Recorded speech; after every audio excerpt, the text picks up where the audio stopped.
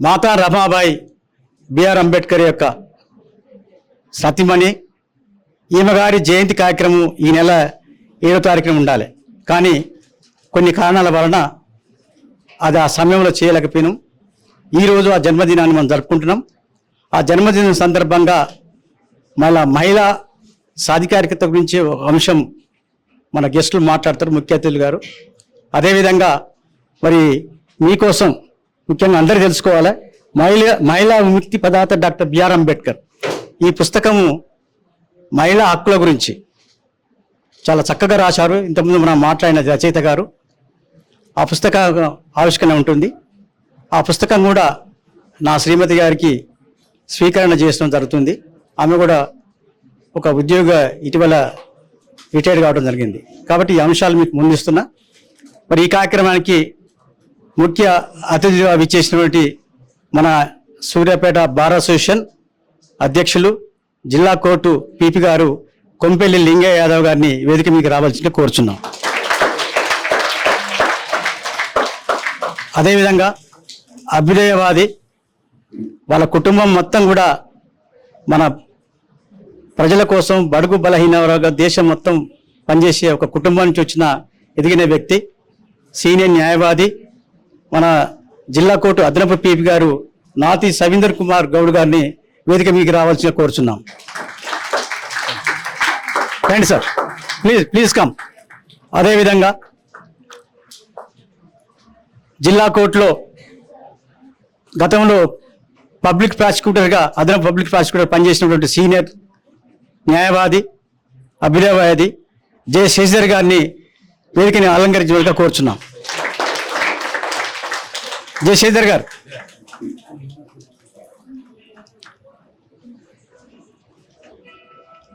అదేవిధంగా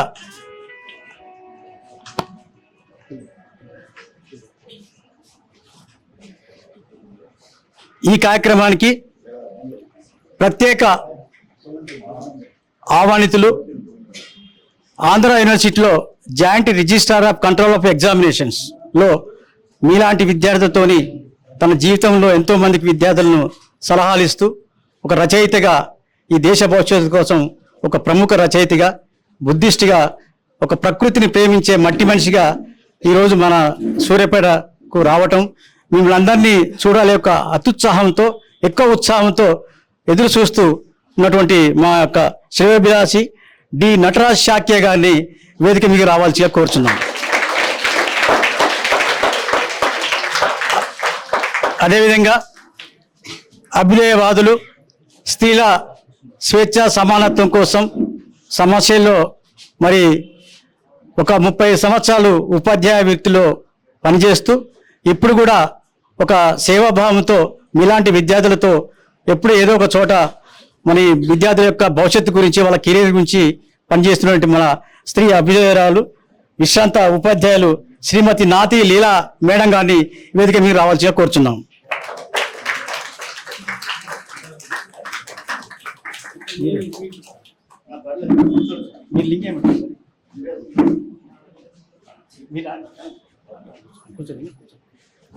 కూర్చోండి. అదేవిధంగా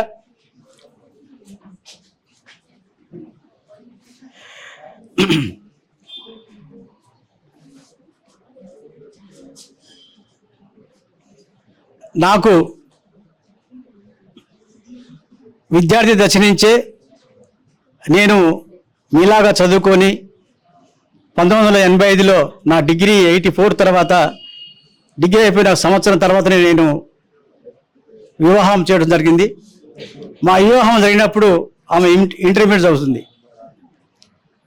కానీ ఆమెను నేను ప్రోత్సహిస్తూ, ఆమెను ఉద్యోగులుగా నేను చూస్తూ, నా జీవితంలో మరి చదువుకున్న కాంచే విద్యార్థి సంఘాల్లో పనిచేస్తూ అందరి కోసం పనిచేస్తున్నటువంటి నాకు ఒక ఇప్పటివరకు కూడా సహకరిస్తూ నా సహచర ధర్మచారిణిగా, నాకు అన్నీ చేదోడు వాదోడుగా ఉన్నటువంటి నా శ్రీమతి మరి తలమల యాదమ్మ గారు, ఒకసారి ఆమె కూడా మీరు మరి చప్పట్లు కొట్టి ఆమెను కూడా వేదిక మీరు రావాల్సి కోరుచున్నాను.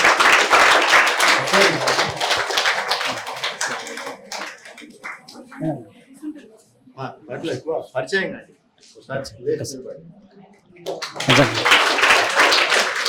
గట్టిగా కొట్టండి.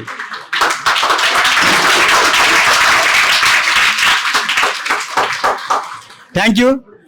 ఎందుకంటే ఆమె జీవితంలో ఎన్నో పోరాటాలు చేసింది, కుటుంబ నేపథ్యం.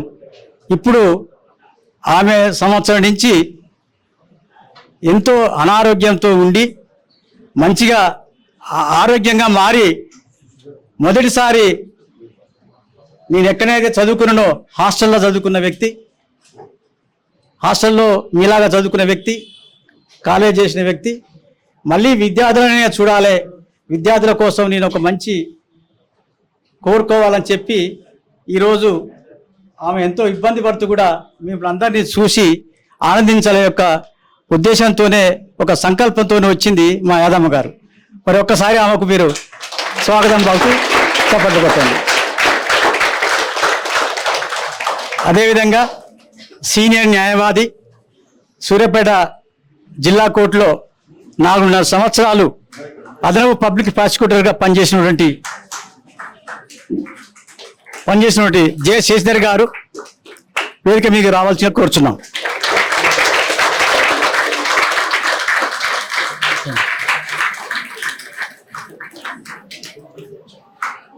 గౌరవనీయులు మా బార్ అసోసియేషన్ పూర్వ అధ్యక్షులు వసంత సత్యనారాయణ పిల్లి యాదవ్ గారిని వేదిక మీకు రావాల్సిగా కోరుచున్నాం. అలాగే కళాశాల యాజమాన్యం తరఫున సైదారావు గారు, మన స్పందన కాలేజీ ప్రిన్సిపాల్ గారు, మీ ప్రియతమ ప్రిన్సిపాల్ గారు సైదారావు గారిని వేదిక మీకు రావాల్సిగా కోరుచున్నాం.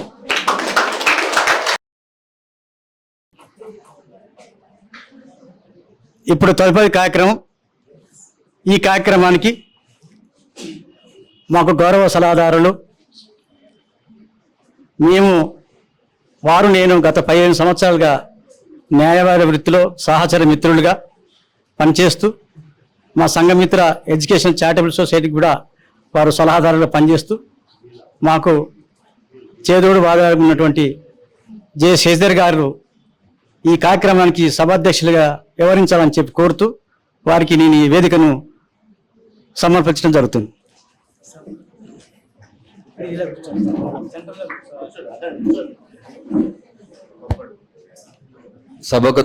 సభకు నమస్కారం.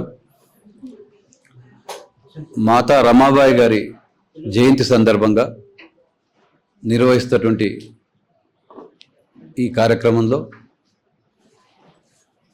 అతి త్వరలో మరి పుస్తక ఆవిష్కరణ కూడా మన ముందుంది. ఆ పుస్తక రచయిత గౌరవనీయులు కంట్రోలర్ ఆఫ్ ఎగ్జామినేషన్స్ డిపార్ట్మెంట్లో సేవలు అందించి రిటైర్ అయిన తదుపరి విద్యార్థులు ముఖ్యంగా చైతన్యవంతులను చేయాలనేటువంటి ఒక సదుద్దేశంతో మరి ఈరోజు మన ఆహ్వానాన్ని పురస్కరించుకొని ఇక్కడికి విచ్చేసినటువంటి శ్రీ నటరాజ శాక్య గారు, ఇప్పుడే మీ అందరి ముందు కూడా మాట్లాడినటువంటి పెద్దలు శ్రీ తలమల హసేన్ గారు, పూర్వ అదనపు సహాయ న్యాయవాది, అంతేకాకుండా రాష్ట్ర మాల మహానాడు సేవా సమితికి కూడా వారు అధ్యక్షులుగా చేస్తూ మాల మహానాడు వరకే పరిమితం కాకుండా సమాజంలో ఉన్నటువంటి యొక్క రుగ్మతలు కానీ ఇబ్బందులు కానీ విద్యార్థులకు సంబంధించినటువంటి యొక్క సమస్యలను కూడా అన్ని వర్గాల వారికి తీర్చిదిద్దటం, వారికి వీలైనంత పరిష్కార మార్గాన్ని చూపిస్తున్నటువంటి శ్రీ తలమల హసేన్ గారు మరొక ముఖ్యమైనటువంటి వ్యక్తి. వారు కూడా సుమారు 2 దశాబ్దాలుగా న్యాయవాదిగా ప్రాక్టీస్ చేస్తూ అదనపు జిల్లా న్యాయస్థానం సూర్యాపేటలో అడిషనల్ డిస్ట్రిక్ట్ జడ్జి కోర్టులో అడిషనల్ పబ్లిక్ ప్రాసిక్యూటర్ అంటే ఫిర్యాదుదారుల తరఫున పెద్ద నేరాలు జరిగినప్పుడు వారి తరఫున కేసులు వాదించి సాధ్యమైనంత వరకు ఆ యొక్క సాక్ష్యాధారాలను బట్టి ఆ నేరం చేసిన వ్యక్తులకు శిక్షను విధించటంలో ప్రధాన పాత్ర వహిస్తున్నటువంటి శ్రీ నాతి సవేందర్ గారు సార్ ఒకసారి. అదే రకంగా మరొక ముఖ్యమైనటువంటి వ్యక్తి, వారు కూడా 2 దశాబ్దాలుగా, అంటే 20 years, దశాబ్దం అంటే సూర్యాపేట కోర్టులో వారు ప్రాక్టీస్ చేస్తూ, మా న్యాయవాదులో కూడా ఒక సంఘం ఉంది. అంటే ఎందుకు తెలుగులో చెప్తున్నా అంటే, మామూలుగా బయట అన్ని బార్స్ అంటే డ్రింక్స్ ఇస్తారు. సరే, ఈ మధ్య కాలంలో బార్ అంటే ఏంటంటే ఇద్దరు ఎదురుగా కూర్చుందా అని బార్ అంటాం. అంటే మా అసోసియేషన్ పేరు కూడా ఇంగ్లీష్లో బార్ అసోసియేషన్, తెలుగులో న్యాయవాదుల సంఘం. అధ్యక్షుడిగా పనిచేస్తూ మరొక వైపు ప్రధాన జిల్లా కోర్టులో వారు అదనపు పబ్లిక్ ప్రాసిక్యూటర్ అయితే, వీరు జిల్లా కోర్టులో ప్రధాన పబ్లిక్ ప్రాసిక్యూటర్గా సమర్థవంతంగా సేవలు అందిస్తూ ఒకవైపు మా న్యాయవాదుల సంఘాన్ని ముందుకు తీసుకెళ్తూ రెండో వైపు రాష్ట్ర న్యాయవాదుల ఫెడరేషన్ యాక్టింగ్ అధ్యక్షులుగా మరొక వైపు విభిన్న కోణాల్లో మరి సేవలు అందిస్తున్నటువంటి శ్రీ కొంపల్లి లింగయ్య గారు వేదిక అలంకరించారు. అదేవిధంగా మా అందరి కుటుంబ స్నేహితులు మా సవేందర్ గారు, ఏదైతే అడిషనల్ పీపీ గారు ఉన్నారో వారు శ్రీమతి లీలా గారు, వారు రిటైర్డ్ టీచర్. వారితో కూడా మా అందరికి కూడా ఒక కుటుంబంగా ఉండే వ్యక్తిగా మరి ఈ ఆహ్వానాన్ని పురస్కరించుకొని వారు మరొక అతిథిగా ఈరోజు మన కార్యక్రమంలో పాల్గొంటున్నారు. అదే రకంగా మా న్యాయవాదుల సంఘానికి గతంలో అధ్యక్షుడిగా పనిచేసి, గతంలో చీఫ్ డిఫెన్స్ లీగల్ కౌన్సిల్ అంటే డబ్బులు చెల్లించలేని ముద్దాయిల తరఫున కేసులు వాదించి ఆ యొక్క విధులు ముగించుకున్న పిదప తిరిగి తన ప్రాక్టీస్ చేస్తున్నటువంటి లింగమంతుల స్వామి గట్టు జాతర గతంలో కూడా అధ్యక్షులుగా పనిచేసి సూర్యాపేట ప్రజలందరూ కూడా చిరపరిచినటువంటి వ్యక్తి. బలమైన వర్గాలు ఎలా మార్చాలో అని చెప్పేసి నిరంతరం శ్రమిస్తున్నటువంటి శ్రీ వసంత సత్యనారాయణ పిళ్ళే గారు వేదిక మీదకి రావాల్సిగా వారికి సవినయంగా మనవి చేస్తున్నాను.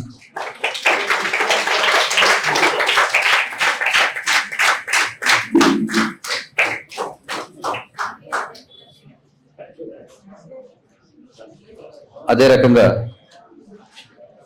కోర్టు మీకు కొత్త కాబట్టి కొన్ని పదాలు అర్థం కావట్లేవు, కొన్ని అర్థం ముందు కూడా చేసుకోవచ్చు. ఎందుకంటే న్యాయ సేవలు అందించేందుకు కోర్టులలో న్యాయ సేవా సంస్థ, జిల్లా న్యాయ సేవా సంస్థ, మండల న్యాయ సేవా సంస్థ, ఆ సంస్థ ద్వారానే పేద వర్గాల వారికి, బలహీన వర్గాల వారికి, షెడ్యూల్డ్ క్యాస్టు, షెడ్యూల్డ్ ట్రైబు, మహిళలు వీరందరూ కూడా ఉచిత న్యాయ సహాయం ఎలా అందించాలి, లోక్ అదాలత్ ఎలా నిర్వహించే ఒక ముఖ్యమైనటువంటి సంస్థలో పూర్వ సభ్యుడిగా పనిచేసినటువంటి కురకొడ పట్టణ వాస్తవ్యులు మాకందరికీ సుపరిచితులు. మీకు ఇప్పుడే పరిచయం చేస్తాను. ఏడింటి అశోక్ గారు, న్యాయవాది గారిని వేదిక మీదకి రావాల్సిందిగా సవినయంగా మనం చేస్తాం.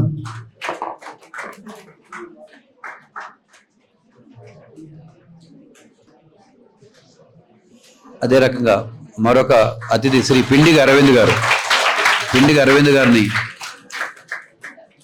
సైంటిస్ట్ గారు, దయచేసి వారిని కూడా వేదిక మీదకి రావాల్సిందిగా మనవి చేస్తూ, సునీల్ గారు మరి వారిని దయచేసి వేదిక మీదకి రావాల్సిందిగా, కళాశాల లెక్చరర్ గారు శ్రీ సైదుల్ గారు వేదిక మీదకి రావాల్సిందిగా కోరుతున్నాం. మన వేదిక మీద ఉన్న పెద్దలందరూ మాతా రమాబాయి చిత్రపటానికి పుష్పపాలను అలంకరించుకొని తదుపరి సభా కార్యక్రమాన్ని కూడా సాధ్యమైనంత త్వరగా, సూక్ష్మంలో మోక్షంగా, షార్ట్ అండ్ స్వీట్గా, ప్రిసైజ్గా నడుపుదాం. మా సమయం ముఖ్యమే, మాకంటే మీ సమయం కూడా ముఖ్యమే. కాబట్టి అంతేకాకుండా మరి ఈ పుస్తకాన్ని ఎందుకు రచింపజేయాల్సి వచ్చిందంటే, సరే, నటరాజ శాఖ గారు చాలా పెద్ద వారు ప్రముఖులు, వివిధ బౌద్ధిజం మీద, అంబేద్కర్ గారి మీద, ఆ లైఫ్స్ మీద చాలా పుస్తకాలు వారు రాసి వారు తీసుకొచ్చారు. అయితే ఇటు తలమల హసీన్ గారి శ్రీమతి గారు, యాదమ్మ గారు మన ముందున్నారు. వారు కొద్ది కాలం క్రితమే నకరేకల్ గవర్నమెంట్ హాస్పిటల్లో దాదాపు అంటే అడ్మినిస్ట్రేటివ్ సైడ్, అంటే మినిస్టీరియల్ సైడ్ దాదాపు సూపరింటెండెంట్ హోదాలో వారు పదవి విరమణ చేశారు.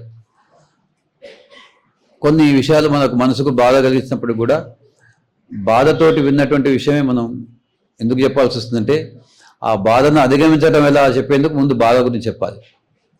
సరే, ప్రకృతి రీత్యా కావచ్చు, ఏదైనా కావచ్చు, అనుకోని సందర్భంలో వారికి కొద్దిగా ఆరోగ్యపరమైనటువంటి ఇబ్బంది రావడం జరిగింది.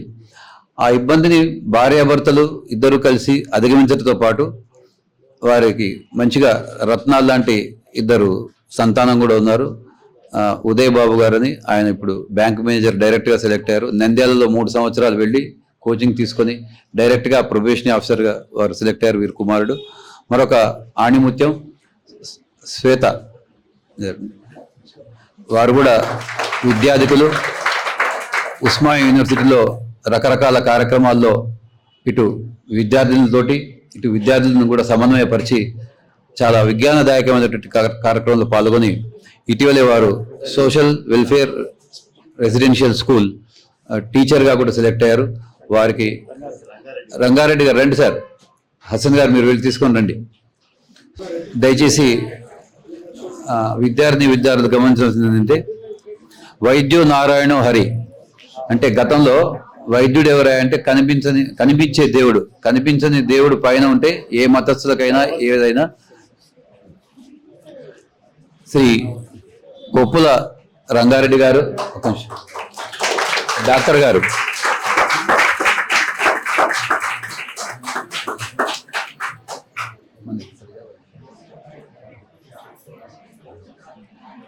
డాక్టర్ రంగారెడ్డి గారు నాకున్న సమాచారం మేరకు గతంలో 5-10 రూపాయల నుంచి ఇప్పుడు 25 రూపాయలు అనుకుంటారు, 20 రూపాయలే కన్సల్టేషన్ ఫీజు. ఇప్పుడు కూడా ఇలాంటి ఈ స్పీడీ టైంలో కూడా చాలా ఎక్కువగా కన్సల్టేషన్ ఫీజు ఛార్జెస్ చేస్తున్నటువంటి సందర్భంలో కూడా ముఖ్యంగా ఆర్థికంగా బలహీనంగా ఉన్న వారికి, ఆర్థికంగా పరిపుష్టి లేని వారికి సహాయం చేయాలని చెప్పేసి గత 20 సంవత్సరాలకు పైగా వారు ఇప్పుడు 20 రూపాయలు నామమాత్రపు కన్సల్టేషన్ ఫీజుతో వారు వైద్యం చేస్తున్నారు. కాబట్టి ఇటు మాకు షాకే గారు ఎంత ముఖ్యమో వేదికకు, మరి డాక్టర్ రంగారెడ్డి గారు, మనందరం కూడా వారికి మరొకసారి కరతాళ ద్వారా వారిని మనం వీరి ఆసుపత్రి మన కొత్త బస్ స్టాండ్ ఫ్లైఓవర్ కొద్దిగా ముందుకు వెళ్తే ఉంటుంది. ఇష్టం ఉన్న వాళ్ళు అంటే మనకు ఇబ్బందిని కాదు, మనకు తెలిసిన వాళ్ళకి కానీ మరి ఈ రకంగా తక్కువ రుసుముతోటి వారు సేవలు చేస్తున్నటువంటి విషయాన్ని మీరు గమనిస్తారని నేను మీకు విజ్ఞప్తి చేస్తూ, ఈ రకంగా మరి ఎందరో మహానుభావులు, అందరికీ వందనాలు అన్నట్టు ఇటు వేదిక మీద ఉన్నటువంటి పెద్దలు, ముఖ్యంగా ఈ వేదిక మీద ఉన్న పెద్దల యొక్క వయసు ఇవన్నీ కూడా మీరు చూస్తూనే ఉన్నారు. దాదాపు అంటే ఒక జీవితాన్ని మనం ఒక రోజుతో పోల్చుకున్నట్టయితే దాదాపు మధ్యాహ్నం దాటి సాయంత్రం దాకా వచ్చేసిన వాళ్ళే ఉన్నారు. ఇంకొక రాత్రి గడిచేస్తే మళ్ళా ప్రయాణం ఎక్కడికి వెళ్ళిపోతుంది. కానీ ప్రముఖ విద్యావేత్త కొఠారి వారు ఏమన్నారంటే భారతదేశం భవిష్యత్తు మొత్తం కూడా 4 గోడల మధ్యన నిర్మించబడుతుంది అన్నారు. భారతదేశం యొక్క భవిష్యత్తు, ఏ దేశ భవిష్యత్తు అయినప్పటికీ కూడా భారతదేశం భవిష్యత్తు ఈ 4 గోడల మధ్యలో నిర్మించబడుతుందంటే అది మీరు రేపు upcoming IAS officers, IPS officers, advocates, doctors, scientist, business magnets, agriculturist, scientist, ఏదైనా కూడా కావాల్సింది మీరు. మేము అన్ని చూసి మీ అందరి యొక్క అభివృద్ధిని ఆకాంక్షిస్తూ, వీళ్ళు ఎంతమంది ఆణిముత్యాలు ఏ రంగంలోకి వెళ్తారో అనేటువంటి ఒక ఆకాంక్షతోటి మీ అందరినీ కూడా చైతన్యపరచాలనేటువంటి సదుద్దేశంతో ఈ కార్యక్రమాన్ని, ఈ విద్యా సంస్థను ఎన్నుకున్నాం. కాబట్టి భవిష్యత్తు మీది, ఈ దేశం మీది, ఈ సమాజం మీది. ఈ సమాజాన్ని ముందుకు తీసుకోవాల్సినటువంటి వ్యక్తులు మీతో పాటుగా మేము ఆల్రెడీ కొంత ఉన్నాం కాబట్టి మీతో పాటు నడిచేటందుకు మేము కూడా సిద్ధమనే విషయం తెలియజేస్తూ, మరి చిత్రపటానికి డాక్టర్ రంగారెడ్డి గారు, డాక్టర్ షాకే గారు పుష్పమాలను అలంకృతం చేయవలసిగా కోరుతున్నాను. మిగతా పెద్దలు ఎక్కడి వారు అక్కడే ఉంటారు, మీరు రండి సార్.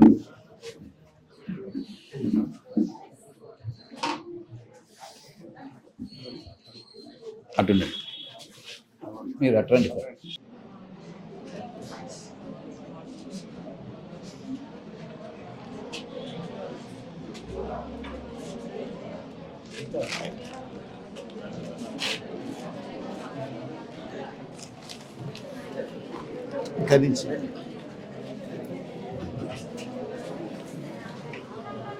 దయచేసి అతిథులు తమ తమ ఆసనాలను స్వీకరించవలసిందిగా మనవి చేస్తున్నా. జననీ జన్మభూమిశ్చ స్వర్గాదపి గరీయసి సరస్వతి నమస్తుభ్యం వరదే కామరూపిణి. మరి ఇటు మన జన్మభూమి, ఇటు మన కళాశాల విద్యార్థులందరూ కూడా మరి ఈరోజు ఏదైతే పుస్తక ఆవిష్కరణ ఉందో ఆ పుస్తకాన్ని రచించినటువంటి షాక్య గారు పుస్తక పరిచయం చేస్తారు క్లుప్తంగా. తదుపరి పుస్తక ఆవిష్కరణ ఉంటుంది. తదుపరి పెద్దల శుభ ఆకాంక్షలు ఉంటాయి, సందేశాలు కాదు, శుభ ఆకాంక్షలు ఉంటాయి. తదుపరి మనందరం కూడా జాతీయ గీతంతో మన కార్యక్రమాన్ని ముగించుకుందాం. కాబట్టి kindly don't have any doubts in your mind and don't worry that there are so many people on the stage and they may take so much of time, and all are the learned persons are here. They know about the mentality of the students because everybody came to the stage from the student level itself. So once again I sincerely request all your good selves to kindly make peaceful. ముఖ్యంగా మా శ్రీనివాస్ రెడ్డి గారు మా అందరికీ చిరపరిచితులు. ఈ కళాశాలను మరి ముందుకు తీసుకెళ్తున్నటువంటి శ్రీనివాస్ రెడ్డి గారు, శ్రీ తీకుళ్ళ శ్రీనివాస్ రెడ్డి గారు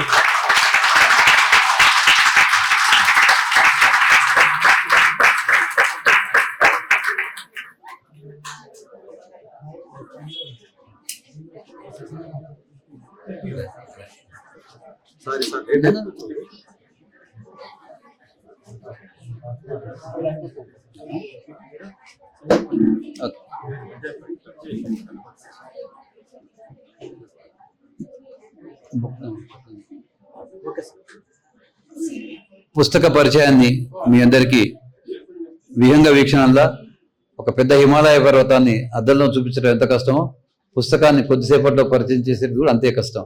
అయినప్పటికీ కూడా షాక్య గారు దాంట్లో నిష్ణాతులు కాబట్టి దయచేసి వారిని క్లుప్తంగా సంక్షిప్తంగా పుస్తకాన్ని పరిచయం చేయవలసిందిగా వారిని మేము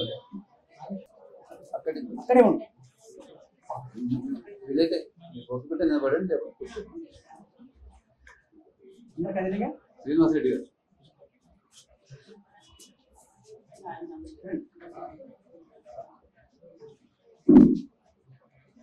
పుస్తక ఆవిష్కరణ అయితే ఏదో చాలా ప్రశాంతంగా ఉన్నాం మనం. మీ కరతాల ద్వంద్వే మా షాక్య గారికి మరి ఎంత ఉత్సాహాన్ని ఇస్తారు.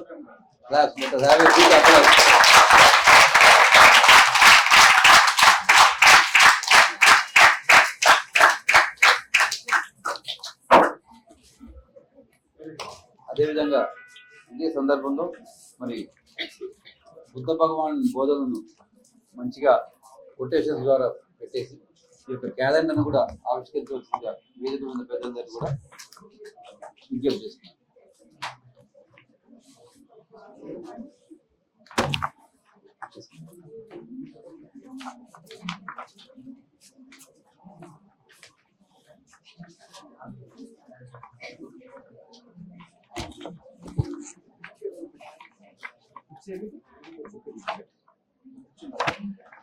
ముందు పెట్టా ఇదే నానా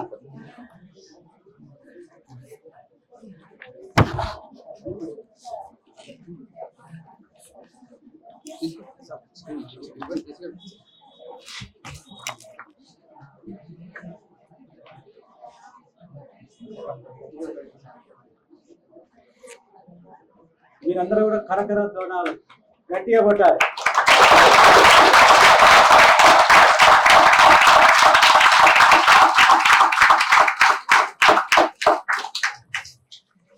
ఈ సందర్భంగా నటరాజు గారిని పుస్తకాన్ని పరిచయం చేయవలసిందిగా మరొకసారి విజ్ఞప్తి చేస్తాను. Dear respected teachers and my beloved students, I am very happy to be with you on this great book, Mahila Vimukti Pradata, Dr. B.R. Ambedkar, written by me and published by Sanghamitra Educational and Charitable Trust on behalf of the Madam Garu. ఎవరు ఆమె వచ్చారు కదా, చెప్పండి పేరు. తెల్లమల్ల యాదమ్మ గారు. ప్రతి పురుషుడి వెనకాల ఒక స్త్రీ ఉంటుంది. ఇంత అద్భుతమైనటువంటి కార్యక్రమాన్ని ఎన్నో త్యాగాలకు వచ్చి ఈ పుస్తకాన్ని పైకి తీసుకొచ్చిన హసీన్ గారి సతీమణి ఆవిడ. ఆమెకి భర్త మాత్రమే కాదు, ఒక కొడుకు, ఒక తమ్ముడు, ఒక నాన్న. స్త్రీలో ఇన్ని గుణాలు ఉంటాయి. నేను సైతం నా మిసెస్ గురించి అదే చెప్తాను. అంటే ఇరువురు హృదయాలు ఒకటే.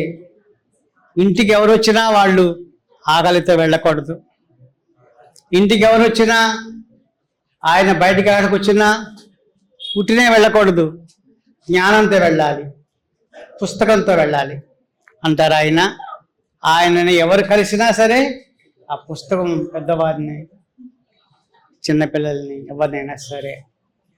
సో ఈ రోజున మీరు ఇక్కడ చూస్తున్నారు, డాక్టర్లు, లాయర్లు, జడ్జిలు, సంఘంకి పనిచేసే వాళ్ళు ఎంతమంది ఉన్నారు. వీళ్ళందరూ ఇంత పెద్దవాళ్ళు అయ్యారంటే ఏదో అన్నం తినేసి పెద్దవాళ్ళు అయిపోయారా? వీరి వెనకాల ఎంత కృషి ఉంటుంది, వీళ్ళ వెనకాల వీళ్ళ తల్లిదండ్రులు ఎంత కష్టపడి ఉంటారు. నాకు తెలిసి హసీన్ గారి తల్లిదండ్రులు అతి బీద కుటుంబం నుంచి వచ్చారు. అతి బీద కుటుంబం నుంచి. చదవడానికి హోప్స్ లేవు. ఇప్పటికీ కూడా చదవలేక మధ్యలో మానేస్తున్నటువంటి పిల్లలు ఎంతోమంది ఉంటున్నారు. అందరికీ చదువు, అందరికీ వైద్యం, అందరికీ నివాసం, అందరికీ ఉద్యోగం ఇస్తాము అని మనము భారత స్వాతంత్రం వచ్చిన తర్వాత ఈ పుస్తకం వెనకాల రాశాను. భారత రాజ్యాంగం రాసుకున్నాం. ఇప్పటికి 70 సంవత్సరాలు వచ్చినా సరే మనం ఇంకా వెనకబడే ఉన్నాం. దానికి కారణం ఏంటి? అది అందరూ ఆలోచించాలి. ఒక కారణం, మనం బాగా చదువుకుని ప్రశ్నించే వాళ్ళుగా తయారు కాక ఏదో గుమ్మస్తాల గుంపు కింద తయారవ్వడం ఒక కారణం. ఎవరు అడగడం వలన బయట ప్రపంచంలో రాజకీయ నాయకులు కానీ, ఆఫీసర్స్ కానీ, అధికారులు కానీ బాధ్యత లేకుండా పోవటం, వాళ్ళ ఇష్ట ప్రకారంగా వెళ్ళటం, లంచగొండితనం. ఇంకా చెప్పాలంటే మనిషి మీద పడి చంపి ఆత్మహత్యలు చేసుకునే విధంగా చేసి ఆ చిన్న చిన్న పిల్లల్ని కూడా హత్య చేస్తున్నారంటే ఎంత బాధ కలిగే విషయం ఇదంతా. ఎందుకని ఇలా జరుగుతూ ఉంది? డబ్బున్న వాడికి రాజ్యం అవటం మూలాన. యాక్చువల్గా ఆడపిల్లలకు కానీ మగపిల్లలకు కానీ ఎవరికి చదువుకునే హక్కు 1940s లేదు. ఏవో కొన్ని గురుకులాల్లో వాళ్ళు కూడా బ్రాహ్మణ్స్, క్షత్రియులు అయితేనే ఉండేవి. అంబేద్కర్ గారు వచ్చిన తర్వాత మాత్రమే మనకి చదువు అనేది హక్కుగా లభించింది. ప్రతి ఒక్కరికి ప్రాథమిక విద్య, మాధ్యమిక విద్య, కాలేజీ వరకు కూడా ఉచిత విద్య ఉండాలని ఆయన రాజ్యాంగంలో రాశారు. అది ఈనాడు అమలవుతోందా? ఎన్ని ప్రభుత్వ కాలేజీలు ఉన్నా, ఎన్ని ప్రాథమిక స్కూళ్ళు గవర్నమెంట్ ఉన్నా వాటన్నిటినీ రద్దు చేసి ఏదో కొద్ది మాత్రమే పెట్టి మిగతావన్నీ కూడా ప్రైవేట్ కప్పు చెప్తున్నారు. వైద్యం ఉందంటే గవర్నమెంట్ వైద్యులు ఎక్కడా ఉన్నారు? అందరూ గవర్నమెంట్ బయట బతకాల్సిందే, సంఘం మీద బతకాల్సిందే. అందరికీ ఇంజనీర్లు దాదాపు ఇప్పుడు ఈ ఆంధ్రప్రదేశ్లో ఇక తెలియదు నాకు 50 లక్షల మంది నిరుద్యోగులు బిఈ, బీటెక్, ఎంటెక్ రాసిన వాళ్ళు ఉంటే వాళ్ళకేమి ఇంత నిరాశలో ఉన్నటువంటి పరిస్థితుల్లో ఎవరు ఏం చేయగలుగుతాము? మనం ఎన్నుకున్న వాళ్ళు ఏం చేస్తున్నారు, మనమేం చేస్తున్నాం, ఎలాంటి వాళ్ళని ఎన్నుకుంటున్నాం? అంతకు ముందుగా మనము ఈ పుస్తకం రాశాను కదా నేను, మహిళా విముక్తి ప్రదాత డాక్టర్ బిఆర్ అంబేద్కర్. మగవాళ్ళకి కొంచెమన్నా హక్కు ఉండేది, ఆడవాళ్ళకి చదువుకునే హక్కు లేదు. బయటకు వస్తేనే తప్పు, సతీ సగమనాలు చేసి చంపేసేవాళ్ళు, భర్తతో పాటుగా విధవల్ని చేసేవాళ్ళు. గుమ్మం బయటకు వస్తే అనుమానం పడేవాళ్ళు. అలాంటి వాళ్ళకి సావిత్రిబాయి ఫూలే, మహాత్మా జ్యోతిబా ఫూలే, రండి పిల్లల మా ఇంటి రండి, మేము చదివిస్తామంటే ఆవిడ మీద రాళ్ళు కొట్టేవాళ్ళు, పేడ నీళ్లు పోసేవాళ్ళు. ఇది జ్యోతిబా ఫూలే యొక్క జీవితం గురించి మీరు తెలుసుకోవాలి, చదవాలి. నేను రాశాను పుస్తకం. ఆ తర్వాత ఎంతోమంది జమీందారులు, బ్రిటిష్ ప్రభుత్వం మీ ఊళ్ళో ఉన్న మీ అధికారంలో ఉన్నటువంటి వాళ్ళకి చదువులు చెప్పాలి అంటే అటువంటి మనలాంటి శూద్ర పిల్లలకి చదువులు చెప్పేందుకు ఎవరు మాస్టర్లు ఉండేవాళ్ళు కాదు. అంబేద్కర్ గారు చదివేటప్పుడు ఈ స్కూల్ 8 మంది ఉంటే ఆ చివరి ఎక్కడో గోను సంచి వేసుకొని కింద కూర్చుని చదివించారు ఆయన్ని. ప్రతి అడుగున శూద్రుడిరా నువ్వు, నీకు చదువుకునే హక్కు లేదురా, ఇంటికెళ్ళి పాకి పని చేసుకోరా అన్నవాళ్లే కానీ నువ్వు చదువు ఉందిరా, మీకు చదువు నిలబడండిరా, పైకి రండిరా అన్నవాళ్ళు ఎవరు లేరు. ఇప్పుడు కూడా మీ గురించి మీరు అవమానాలు పడటం లేదా? పైగా నిరాశలు కుప్పేస్తున్నారు మీ మీద. చదువు ఏం చేస్తుంది? ఏ ఉద్యోగాలు లేవు. ఉద్యోగాలు ఎందుకు లేవు అంటే ఇవ్వడం లేదు. వెళ్ళి లక్షాధికారులు, కోటీశ్వరులు విదేశాలకు వెళ్ళిపోతున్నాయి. మన శ్రమ అంతా కూడా విదేశాలకు వెళ్ళిపోతూ ఉంది. మనకి ప్రతి ఒక్కళ్ళు మేము అది చేస్తాం ఇది చేస్తాం అన్నవాళ్లే. అది చేస్తా ఇది చేస్తా అన్నవాళ్ళు కోట్లాది మంది నిరుద్యోగులు ఎట్లా వచ్చారు? మేము పాలనలోకి వచ్చిన తర్వాత 1 కోటి ఉద్యోగాలు ఇస్తామన్నవాళ్ళు కనీసం 10,000 ఉద్యోగాలు ఇవ్వలేదు. సో ఇట్లాంటి పరిస్థితుల్లో మన హక్కులు మనం తెలుసుకోవాలి. ఇక్కడ మహిళా విముక్తి ప్రదాత అని అన్నానంటే మహిళలకి చదువు మాత్రమే కాదు, ఒక మహిళ చదివితే 5గురు చదువుతారు. భర్త, కొడుకు, మరిది, తండ్రి, ఇంతమంది మామయ్య, ఇంతమందితోటి ఆమె చక్కగా వ్యవహరిస్తూ వాళ్ళందరినీ చదివిస్తూ కుటుంబాన్ని రక్షిస్తూ ముందుకు తీసుకువెళ్తుంది. సో ఈ పుస్తకాన్ని రాజ్యసభలో హిందూ కోడ్ బిల్లుగా ఆయన తయారు చేస్తూ ఉన్నప్పుడు ఈ కోడ్ బిల్లు మాకు అవసరం లేదు, స్త్రీలకు విముక్తి అవసరం లేదు, వాళ్ళు బానిసలుగా పడుండాల్సిందే అంటూ బయట ఎన్నో ఉద్యమాలు చేసిన వాళ్ళు ఉన్నారు.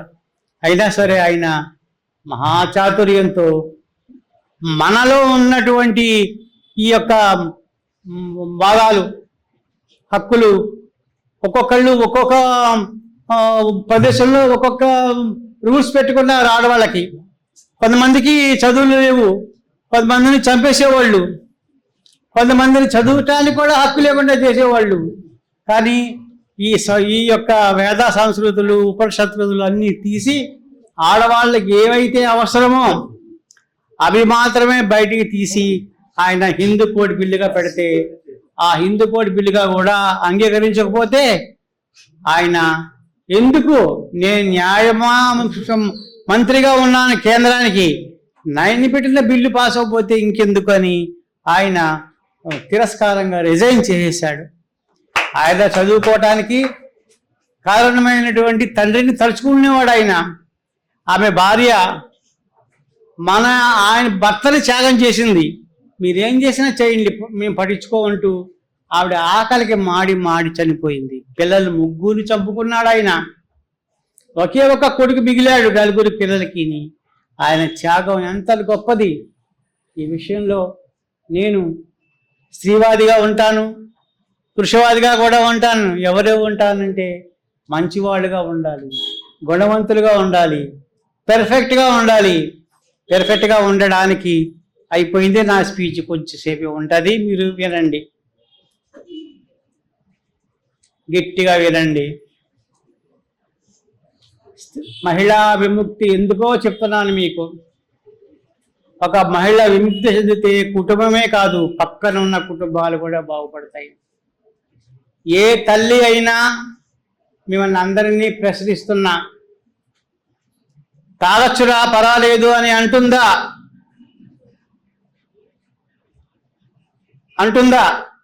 లేదు అని అంటారా? అనరా? మీ తల్లి ఎవరన్నా కూడా తాగొచ్చు అని అంటారా? మాట్లాడరేమి, లేదు అని చెప్పరేమి అంటారా మీ తల్లులు? వ్యభిచారం చేయొచ్చురా అంటారా? అబద్ధాలు ఆడచ్చురా అంటారా? దొంగతనం చేయొచ్చురా అంటారా? వాళ్ళని కొట్టేస్తురా అంటారా? అంటే సాక్షాత్తు బుద్ధ భగవానుడే స్త్రీమూర్తిగా ఉద్భవించాడు. అంబేద్కర్ గారులో ప్రతి హృదయంలోనూ, స్త్రీ హృదయంలోనూ అంబేద్కర్ గారు ఉంటారు. ఎందుకంటే నీతికి వారు పేరు స్త్రీలు. ఎవరు చెడిపోతున్నారు? నేను ఒక కవిత చదువుతాను. ఇది అమ్మ, అక్క, చెల్లి నా కవిత అనేసి మా అమ్మకి అంకితం చేశాను. ఇందులో ఒక కవిత నేను చదువుతాను మీ గురించి. అంటే ఏమి ఆయన చెప్పాడో ఇది తల్లి చెప్పింది. అంబేద్కర్ గారు ఏం చెప్పారో ఆడపిల్లలు అదే చెప్తారు. చూడండి.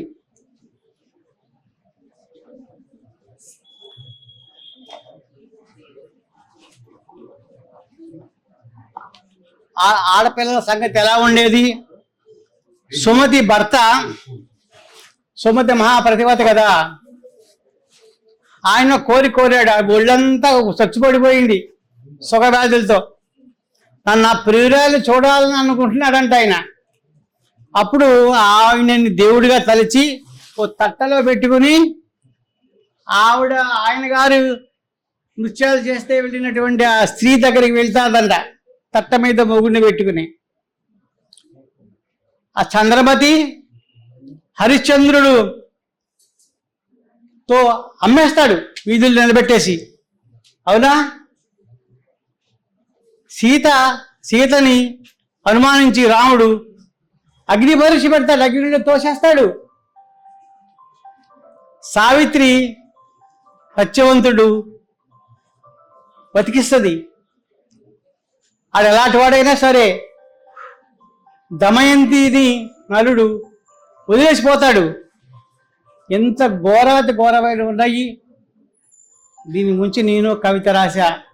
సుమతి తన నెత్తి మీది తట్టలోని మొగుణ్ణి ధడేలిన తుక్కులో పారేసి ఉంటే, చంద్రమతి హరిశ్చంద్రుణ్ణి బజార్లో చెప్పు పుచ్చుకొని తన్ని ఉంటే, సీత రాముణ్ణే అగ్గిలో తోసేసి ఉంటే, సావిత్రి సత్యవంతుడి పీక నొక్కి యముడికి సాయం చేసుంటే, దమయంతి నలుడికి విడాకులు మొహం మీదే కొట్టుంటే, ద్రౌపది పంచపాండవుల్ని ఫలాన్ని కాదు పంచుకుందుకని ఆనాడే ధిక్కరించి ఉంటే, అనసూయ త్రిమూర్తుల కాళ్ళు విరగదని ఉంటే, ఈనాడు నా చెల్లికి, అక్కకు, అమ్మకు ఇన్ని కష్టాలు ఉండేవి కావు.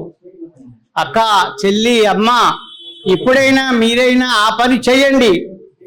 ఏమీ లేదు ఎక్కువ మగాడిలో, ఏమీ లేదు తక్కువ మీలో. మీరు తక్కువనే కుక్క బుద్ధి ఒప్పుకోకండి, మేము ఎక్కువనే నక్కగాడిని కట్టుకోకండి. హింసించే పెడబుద్ధుల గాళ్ళని తరిమి తరిమి కొట్టండి. ఇందులో మీరు మగవాళ్ళకి వ్యతిరేకంగా ఉన్నట్టు కాదు, మీరు ఎలా ఉండాలో అది నేను చెప్తూ ఉన్నాను. మీ మగపిల్లలకు మరీ చెప్తున్నాను. ఈ కవిత కూడా, ఈ పుస్తకం ఉన్న సారాంశాన్ని నేను మా అమ్మకు అంకితం చేశా. అమ్మ చెప్పింది నెమ్మదిగా తిను, చూసినడు, జాగ్రత్తగా ఉండు, చాడీలు చెప్పకు, అబద్ధాలు ఆడకు. నిజమేనా? అమ్మ చెప్తాది కదా. ఇంకోళ్ళ వస్తువు మనకొద్దు, బాగా చదువు, ఎవరిని కొట్టకు, తిట్టకు, పెడబుద్ధులు నేర్చకు, తాగుడు అలవాటు చేసుకోకు, ఏ జీవిని చంపకు, పెద్దలకు ఎదురాడకు, చెడు స్నేహాలు చెయ్యకు, ఒళ్ళు దగ్గర పెట్టుకుని మెలుగు, శ్రద్ధగా పనిచెయ్యి, ఆతి చూచి మాట్లాడు, తోటి వాణ్ణి నీలాగా ప్రేమించు, అందరినీ గౌరవించు. ఇదే చెప్పిందా? మేము నలుగురు అన్నదమ్ములం. అమ్మ మాటలు మేము అస్సలు వినలేదు. పెద్దన్నయ్య జైల్లో ఉన్నాడు, చిన్నన్నయ్య ఆసుపత్రిలో ఉన్నాడు, తమ్ముడు రిమాండ్లో ఉన్నాడు, నేను అడుక్కు తింటున్నాను. అమ్మ మాట వినకపోతే మన ఫలితాలు ఇలాగే ఉంటాయి. అమ్మ మాటే ఈ పుస్తకం. ఈ పుస్తకాన్ని మీరు చదవండి, కొనండి. ఈ పుస్తకాన్ని పబ్లిష్ చేసినటువంటి శ్రీ హసేన్ గారికి, సంఘమిత్ర ఎడ్యుకేషనల్ చారిటబుల్ ట్రస్ట్ వారికి, మా సోదరి మేడం గారికి, యాదమ్మ గారికి, ఈ విషయాల్ని 10 మందిలకు చేరదీస్తున్నటువంటి మొదటి అడుగు వీడియో వారికి, ఈ కాలేజీ ఇచ్చినటువంటి ప్రిన్సిపాల్ గారికి, ఇంతసేపు కూడా శ్రద్ధగా విన్నందుకు మీ అందరికీ కూడా నా అభినందనలు, ఆశీస్సులు. మీరు తప్పట్లో కొట్టకపోతే సంతోషపడతాను, ఎందుకంటే ఆలోచన కావాలి. Thank you. Shrimati G Ramadevi garu, senior న్యాయవాది. ఈ ఫోన్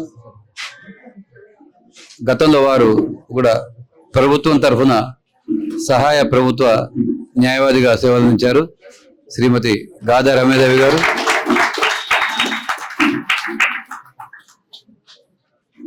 ఇటు న్యాయవాదే కాకుండా కొద్దిగా మనందరికి కూడా ఆసక్తి ఏంటంటే మూవీస్.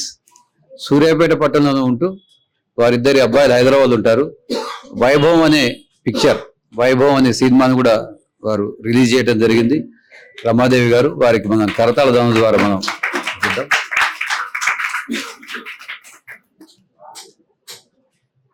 శాక్య గారు మాతృమూర్తి గురించి చెప్తున్నప్పుడు 2 అంశాలు గుర్తొచ్చాయి. దేవుడు ప్రతి ఇంట్లో తాను ఉండలేడు కాబట్టి ప్రతి ఇంట్లో కూడా ఒక అమ్మను సృష్టించాడట. అంటే తల్లి అంటే ప్రత్యక్ష దైవం, అఫ్ కోర్స్ తండ్రి కూడా. అంతేకాకుండా ఇంట్లో 4 వ్యక్తుల నుండి 3 రొట్టె ముక్కలు ఉంటే ముందు మీరు తినండి, నేను తర్వాత తింటా అనేటువంటి 4వ వ్యక్తి తల్లి. సో తల్లి యొక్క ప్రాముఖ్యత, తల్లి ఇచ్చేటువంటి యొక్క విజ్ఞానం, తల్లి మనం చెప్పే నడవడికల గురించి శ్రీ శాక్య గారు క్లుప్తంగా వివరించారు. వారికి కృతజ్ఞతలు. మరి తదుపరి కార్యక్రమంలో ఒక యాదమ్మ గారు ఇక్కడికి ఇచ్చేసినట్టయితే, శాక్య గారు వారికి బుక్ ఇక్కడ బుక్ రాయించింది మొత్తం యాదమ్మ గారికి ఈ బుక్ను ఇవ్వాలని వారి భర్త హసేన్ గారి యొక్క మనసులో ఉన్నటువంటి అంశం. ఈ కృతిని స్వీకరించవలసిందిగా శ్రీమతి తలమల్ల యాదమ్మ గారిని సగౌరవంగా వేదిక ముందుకు మీరు ఇవ్వండి.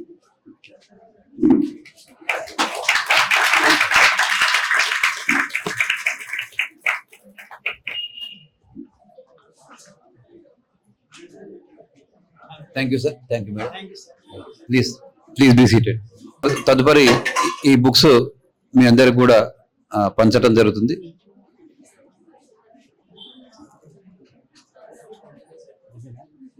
అయిపోయింది కదా, స్టార్ట్ చేద్దాం.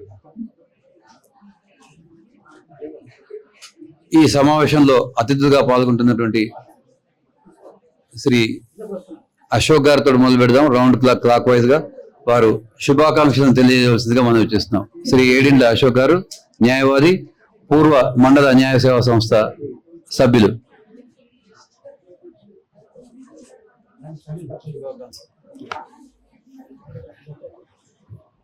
అందరికీ గుడ్ మార్నింగ్. మంచి సమయము. దయచేసి స్టూడెంట్స్, మీరు స్టూడెంట్సే, రేపు కూడా మీరు ఇక్కడ కూర్చోవాలి. అటువంటి అవకాశం రావాలని మీరు ఎదురు చూసుకోవాలి. అంతే తప్పించి ఇంకేమి ఆలోచించొద్దు. మీ గురించి మీరు ఆలోచించండి. నేను చెప్పడానికి ఇక్కడికి వచ్చేసింది. ఇక్కడ కూర్చున్న వాళ్ళందరూ కూడా అక్కడి నుంచి వచ్చిన వాళ్ళే. జస్ట్ ఇప్పుడే చెప్పారు, ఎవరు రచయిత గారు చెప్పారు, 1940 ముందు 50 కంటే ముందు ఎవరికి విద్య లేదు. ఒక్కడో ఇద్దరు, ఒక విలేజ్లో ఒక్కడే చదువుకుండు. వాడు ఉత్కృష్టమో ఏందో తెలియదు, ఎందుకు చదువుకోవాలో తెలియదు. అది భగవద్గీతలో ఉందో రామాయణంలో ఉందో తెలియదు. భారతదేశానికి పుట్టు పూర్వత్వాలు ఈస్ట్ వెస్ట్ నార్త్ సౌత్ అని చెప్పింది భారత రాజ్యాంగం. ఈ దేశం పుట్టిన కానించి 10,000 సంవత్సరాలకు ముందు ఈ దేశంలో మనుషులు పుట్టిరా, 1000 సంవత్సరాల కింద పుట్టిరా, ఎవడీ తెలియదు, ఎందులో లేదు. కానీ ఇది ఏంటి, ఏం చేయాలా భారతదేశము, భారతీయ ప్రజలు ఏం చేయాలి, ఎన్ని డిపార్ట్మెంట్లు ఉండాలి, ఒక సుప్రీంకోర్టు ఉండాలి, ఎగ్జిక్యూటివ్, జ్యుడిషియరీ, ఎగ్జిక్యూషన్, ఎవడు ఏం చేయాలి, మా భారతీయులకు ఎవరికి ఏం చేయాలో ఎవరికి తెలియదు. ఇలా చేయండి అని చెప్పింది డాక్టర్ అంబేద్కర్ గారు. ఎవరికైనా భార్యాభర్తలు ఉంటారు. భర్త భార్య చేతిలో ఎప్పుడో ఒకసారి బలి కాక తప్పదు.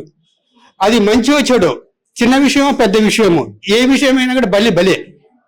అది అన్నం వండే దగ్గర కావచ్చు, సంసారం దగ్గర కావచ్చు, అవునా కదా?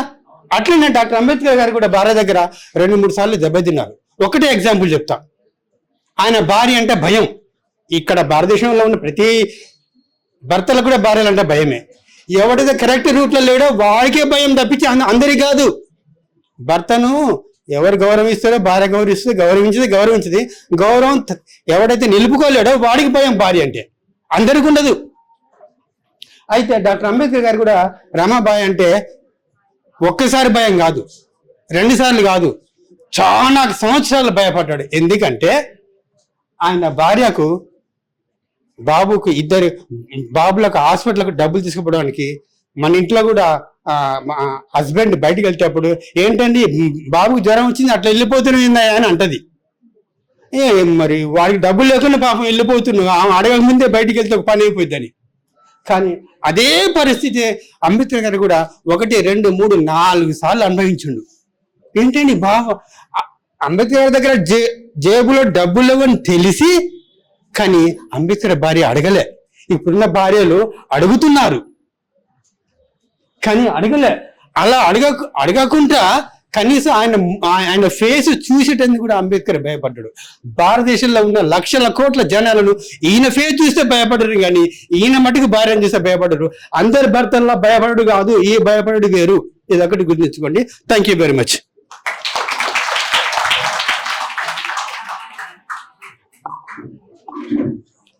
అశోక్ గారు చాలా ఉద్విగ్నభరితమైనటువంటి ఒక సందేశం, శుభాకాంక్షలు ఇచ్చారు. మరి ఇలాంటి ఉద్విగ్నత ఏర్పడ్డది కాబట్టి మధ్యలో కొంత మనం ఆహ్లాదకరంగా ఉండాలంటే ఎక్కడో పుట్టి ఎక్కడో పెరిగి చదువులమ్మ చెట్టు నీడలో ఇక్కడే ఉన్నాము, అంతేనా? ఏముంది తర్వాత సరి చేద్దాం, వీలైతే తర్వాత అందరం కలిసి ఆ పాట పాడదాం. ఓకే, దానికంటే ముందు శ్రీమతి మరి అక్కడ రమాబాయి గారి జయంతి, వారిని మనం అందరైతే చూడలేదు. ఇప్పుడు మన ఎదురుగా మరొక రమాదేవి గారు ఉన్నారు, సీనియర్ న్యాయవాది. ప్రభుత్వం తరఫున అదనపు జిల్లా కోర్టులో ప్రభుత్వం తరఫున వారు న్యాయవాదిగా పనిచేశారు. అదే రకంగా న్యాయ సేవా సంస్థలు కూడా సభ్యులుగా చేశారు. పలు సంస్థలకు వారు సలహాదారుగా ఉన్నారు. మరి ఈరోజు కార్యక్రమం రమాబాయి గారి జయంతి, స్వీకర్త యాదమ్మ గారు, అతిథులు లీలా గారు, మా రిటైర్డ్ మాస్టర్ గారు మేడం స్టేజ్ మీద ఉన్నారు. ఇప్పుడు రమాదేవి గారు కాబట్టి రమాదేవి గారు కూడా వారు సంక్షిప్తంగా క్లుప్తంగా తమ యొక్క శుభాకాంక్షలను తెలియజేస్తుందిగా మనం చేస్తున్నాం.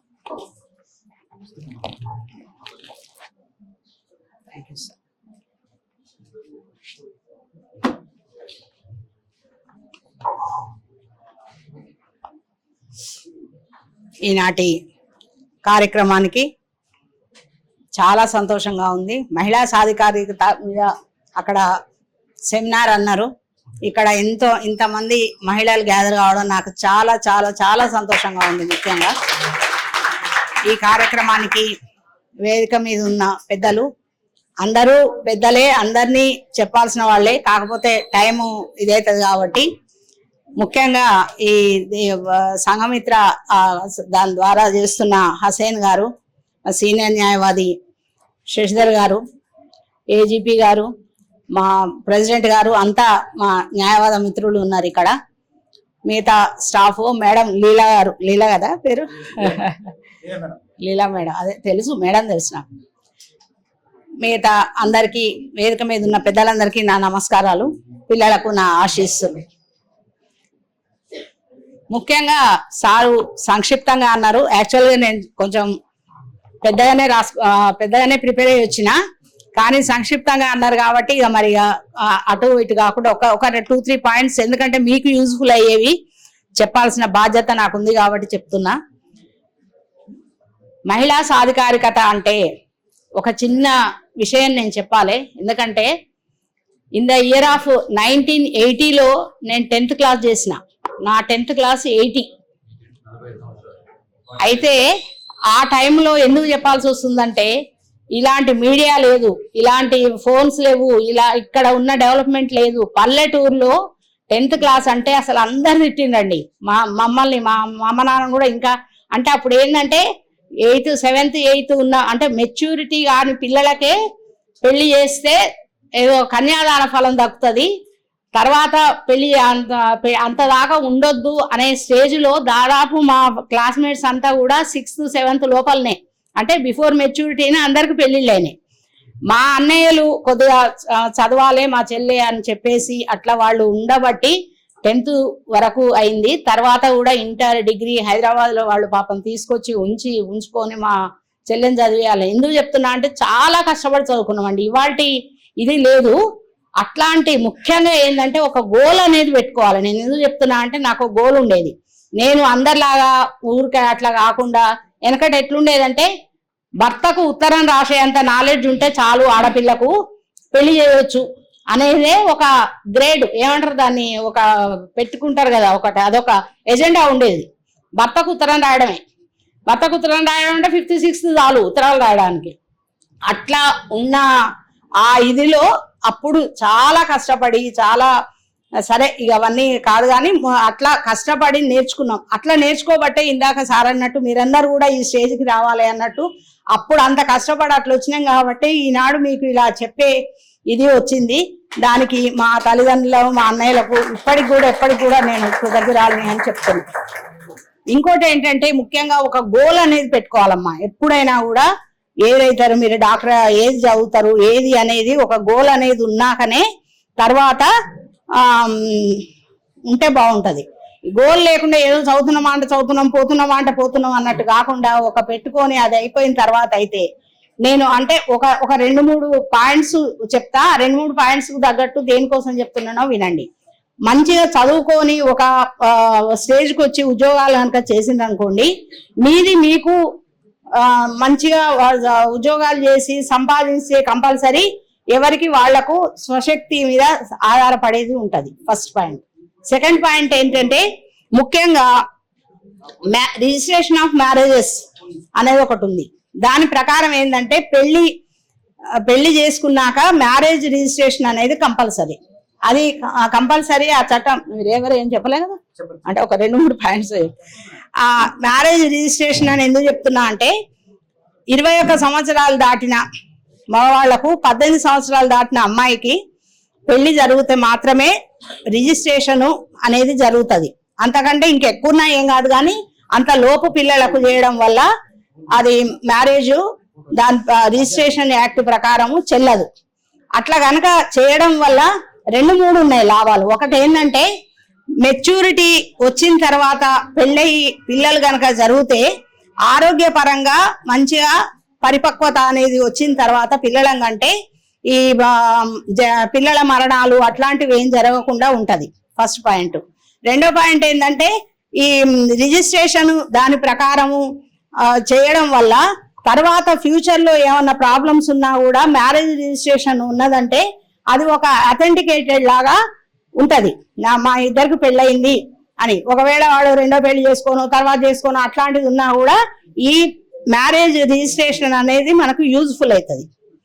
అందుకోసం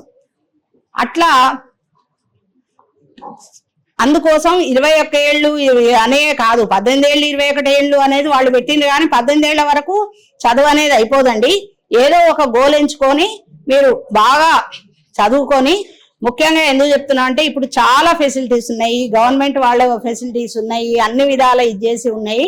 అట్లాంటివి ఏది కాకుండా మంచిగా బాగా చదువుకొని మీ తల్లిదండ్రులకు మీ పెద్దలకు మీ ఉపాధ్యాయులకు అందరికి కూడా మంచి పేరు తెచ్చి మీరు భావివార్త పౌరులుగా ఉండి అన్ని మంచి ఎడ్యుకేటెడ్ అయ్యి బాగా చదువుకొని బాగా సంపాదించి మంచిగా ఉండాలని అందరినీ ఆశీర్వదిస్తూ ముగిస్తున్నాను. Thank you.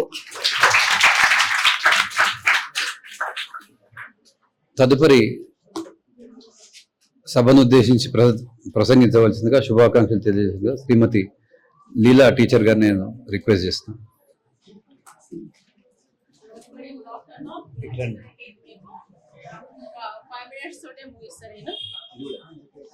వేదిక మీద ఉన్నటువంటి పెద్దలందరికీ నమస్కారం. మరి అందరూ కూడా మేధావులే. మరి నేను వాళ్ళ చదివినటువంటి చదువుల కంటే కూడా కొంచెం తక్కువనే చదివిన. న్యాయ అందరూ కూడా మీరందరూ కూడా అంబేద్కర్ వర్గీయులు, అంబేద్కర్ వర్గీయులు అంటే బారిస్టర్ అయినటువంటి న్యాయవాదులు వీళ్ళందరూ.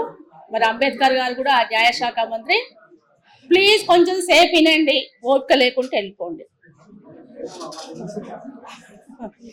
ఎందుకంటే మెయిన్ గా ఇక్కడ ఉన్న వాళ్ళందరూ కూడా 60 ఏళ్ళు దాటిన వాళ్ళే. వాళ్లకు మీ కాలేజీకి వచ్చి చెప్పకున్నంత మాత్రాన వచ్చిన నష్టమేం లేదు. ఎందుకు మరి యువతను ఎన్నుకున్నారంటే, ఈ రోజు చూసినట్లయితే యువత పెడదారి పట్టిపోతుంది, చెప్పేవాడు లేక చెడిపోయింది అనుకున్నట్లుంటది. కాబట్టి కనీసం ఒక 10 మంది అయినా ఇప్పుడున్నటువంటి సమాజం ఎటుపోతుంది, ప్రభుత్వాలు చేసేటువంటి వికృత శ్రేష్టల్లో యువత అనేది బలైపోతుంది. కాబట్టి కనీసం ఒక 2-3 బాగుపడితే చాలనే ఉద్దేశంతో మీ కాలేజీ ఎన్నుకున్నారు. వాళ్ళు మహామేధావులు, ఏదో అల్లాటప్ప చదువుకొచ్చేవాళ్ళు కాదు. దాంట్లో రచయితలు ఉన్నారు, లా మీద ఉరి శిక్షలు వేసిన వాళ్ళు కూడా ఇక్కడ ఉన్నారు. మీకు మామూలు మనుషులక కావచ్చు, కానీ వాళ్ళ మేధస్సు చాలా పదునెక్కినటువంటి మేధస్సు. కాబట్టి ఈ కాలేజీ ఎన్నుకోవడం ప్రధాన బాధ్యత. ఇవాళ మెయిన్గా ఏంటంటే రమాబాయి గారి యొక్క జయంతి సందర్భం. ఎప్పుడూ మనం అంబేద్కర్ గారి గురించే వింటాం. మరి రమాబాయి ఎవరు? అంబేద్కర్ గారి యొక్క భార్య. మరి ఎందుకు ఆమె గురించి మనం చదువుకోవాలి అంటే, ముఖ్యంగా ప్రతి మగవాడి విజయవంత ఒక ఆడది ఉంటుంది. చరిత్రలో చూస్తే ఎప్పుడు మగవాళ్ళదే వస్తుంది కానీ ఆడవాళ్ళది రాదు. కానీ ఆడవాళ్ళు సాక్రిఫైస్ చేయటం వల్లనే మగవాళ్ళు ఈరోజు గుర్తింపు పొందిరు. ఉదాహరణకు కార్ల్ మార్క్స్ అంటే మీకు తెలిసే ఉండొచ్చు.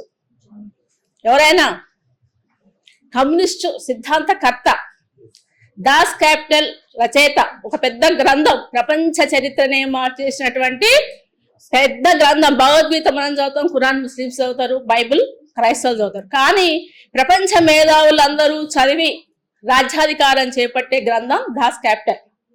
అది చదువుతూనే నిజమైన రాజకీయవేత్త. అలాంటి మార్క్స్ ను అందించినటువంటి భార్య జెన్నీ మార్క్స్. జెన్నీ మార్క్స్ ఎందుకంటే వాళ్ళ ప్రేమ వివాహం. ఈయన చాలా కడు పేదవాడు, ఆమె రాజకుటుంబకురాలు. మరి కొంచెం మీకు ప్రేమ లవ్ అఫేర్స్ అంటే ఇష్టం కాబట్టి ఈ టాపిక్ తీసుకొస్తున్నా, కొంచెం ఇంట్రెస్ట్ అని. మరి ఆమె జమీందార్ కుటుంబం వ్యక్తి అయినప్పటికీ కూడా తల్లిదండ్రులు ఆమె చాలా ఇచ్చేసారు. ఎందుకు ఆ దరిద్రుని పట్టుకొని ఎలాడుతున్నావు, వచ్చాయని చెప్తారు. పాపం ఆ వాళ్ళకు కూడా పిల్లలు పుట్టి చనిపోతారు వైద్యం చేయించుకునే పరిస్థితి లేక.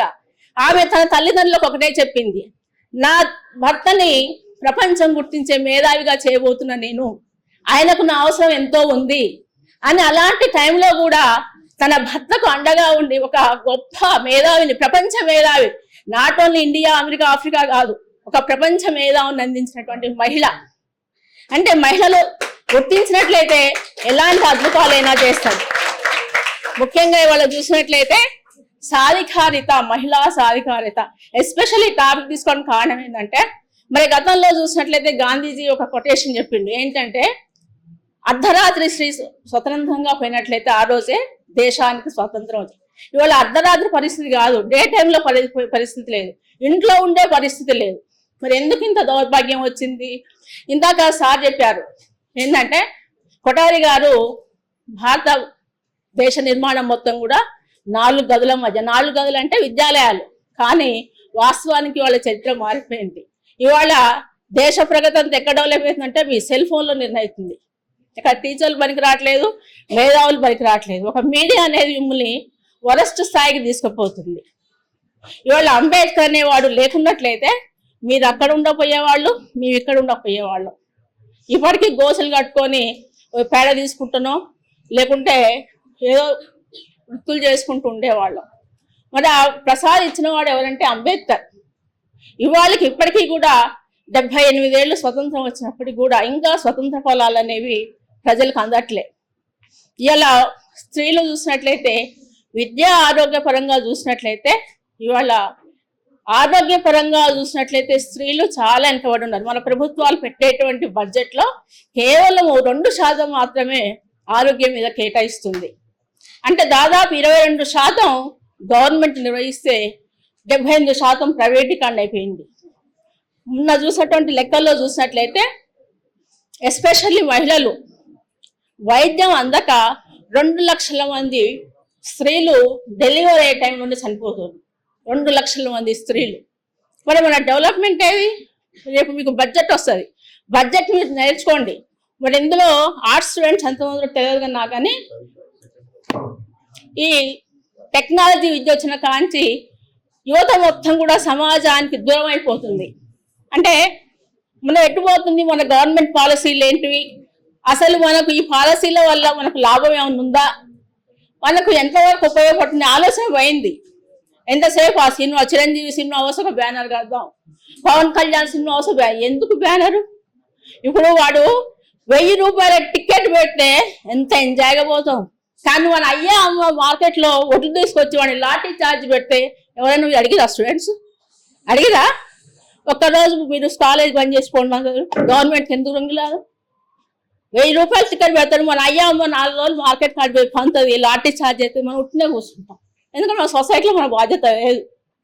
కాబట్టి ఇది మన ఒక ఆడవాళ్ళగా అందరికీ కూడా నేర్చుకోవాలంటే అది ప్రశ్నించే ధోరణి రావాలి. నాకు ఈ అవకాశం ఇచ్చంటే అందరికీ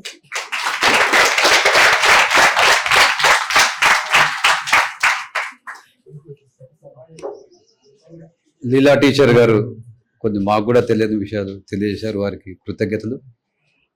మరి యువతీ యువకుల పాత్ర చూసినట్టయితే చాలా సంవత్సరాల క్రితమే కొంతమంది యువకులు ముందు తరం దూతలు, భావన నవజీవన బృందావన నిర్మాతలు, ఆ కేటగిరీ వాళ్ళందరూ ఇక్కడ ఉన్నారు.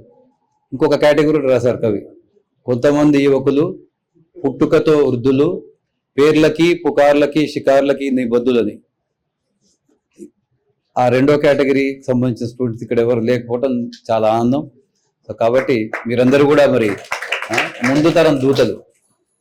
మరి టీచర్ గారు ఒకవైపు మన భారతదేశంలో గౌరవనీయులు డాక్టర్ బిఆర్ అంబేద్కర్ గారు చేస్తున్న యొక్క సేవలు, వారి శ్రీమతి గారి గురించే కాకుండా ఇంకా పాశ్చాత్య దేశాల్లో కూడా మహిళలు ఏ రకంగా ఎదిగారు, ఏ రకంగా ముందుకు తీసుకెళ్తారు అనే విషయం తెలియజేశారు. వారికి హృదయపూర్వక కృతజ్ఞతలు. మరి మేమందరమే కాకుండా విద్యాధికురాలు ఉస్మానియా యూనివర్సిటీలో వివిధ కార్యక్రమాలలో చురుకుగా పాల్గొంటూ ఇటీవలే మరి విద్యార్థులను తీర్చిదిద్దే అవకాశం ప్రభుత్వం ద్వారా వచ్చి టీచర్గా ఉన్నటువంటి శ్రీమతి శ్వేతను ఒక నిమిషం ఈ సందర్భంగా శుభాకాంక్షలు తెలియజేసిగా మనవి చేస్తున్నాం.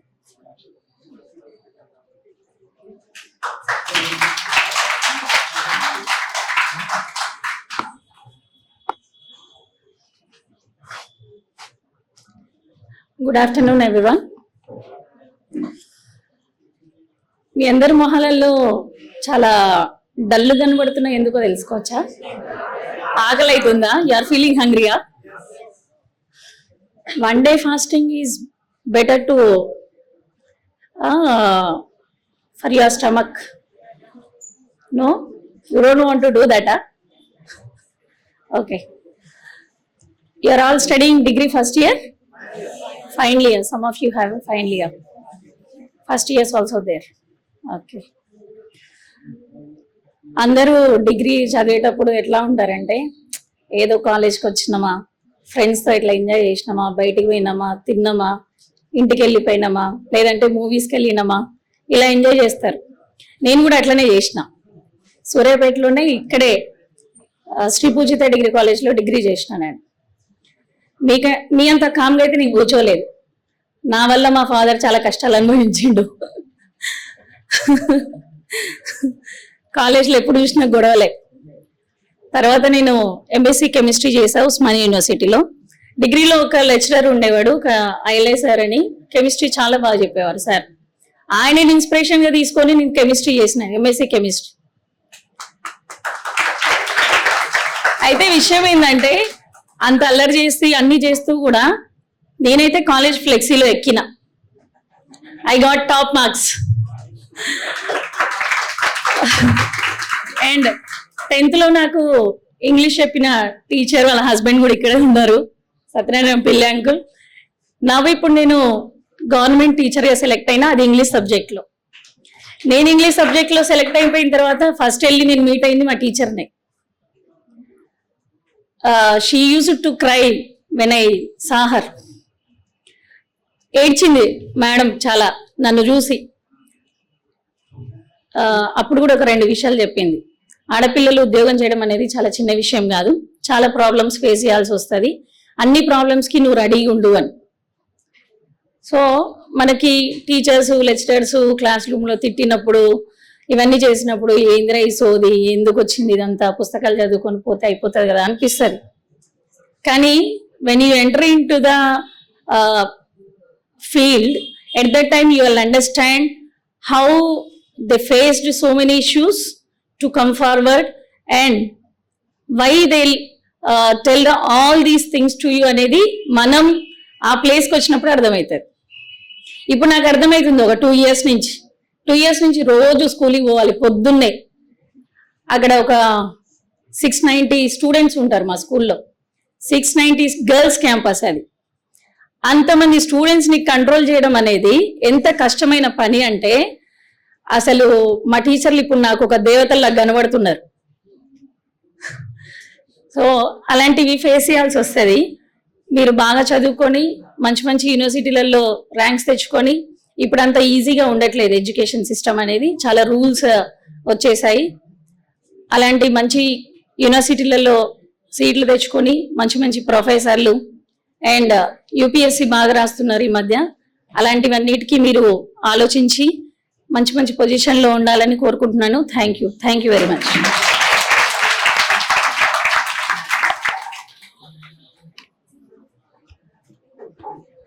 శ్వేత గారికి కృతజ్ఞతలు. డాక్టర్ రంగారెడ్డి గారిని ప్రసంగంగా మాట్లాడు.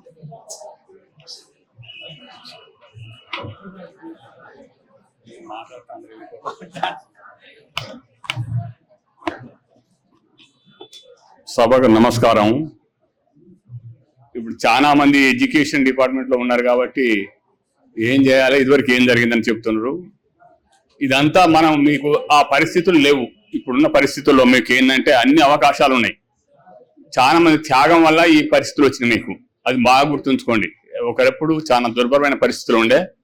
ఇప్పుడు రాజ్యాంగం మనకు హక్కులు కలిగించింది. చాలా వరకు మనం అనుభవిస్తున్నాం. కానీ దాన్ని చాలా తేలిక తీసుకోవద్దు. మీరందరూ కూడా బాగా కష్టపడితే ఏదైనా సాధించగలుగుతారు.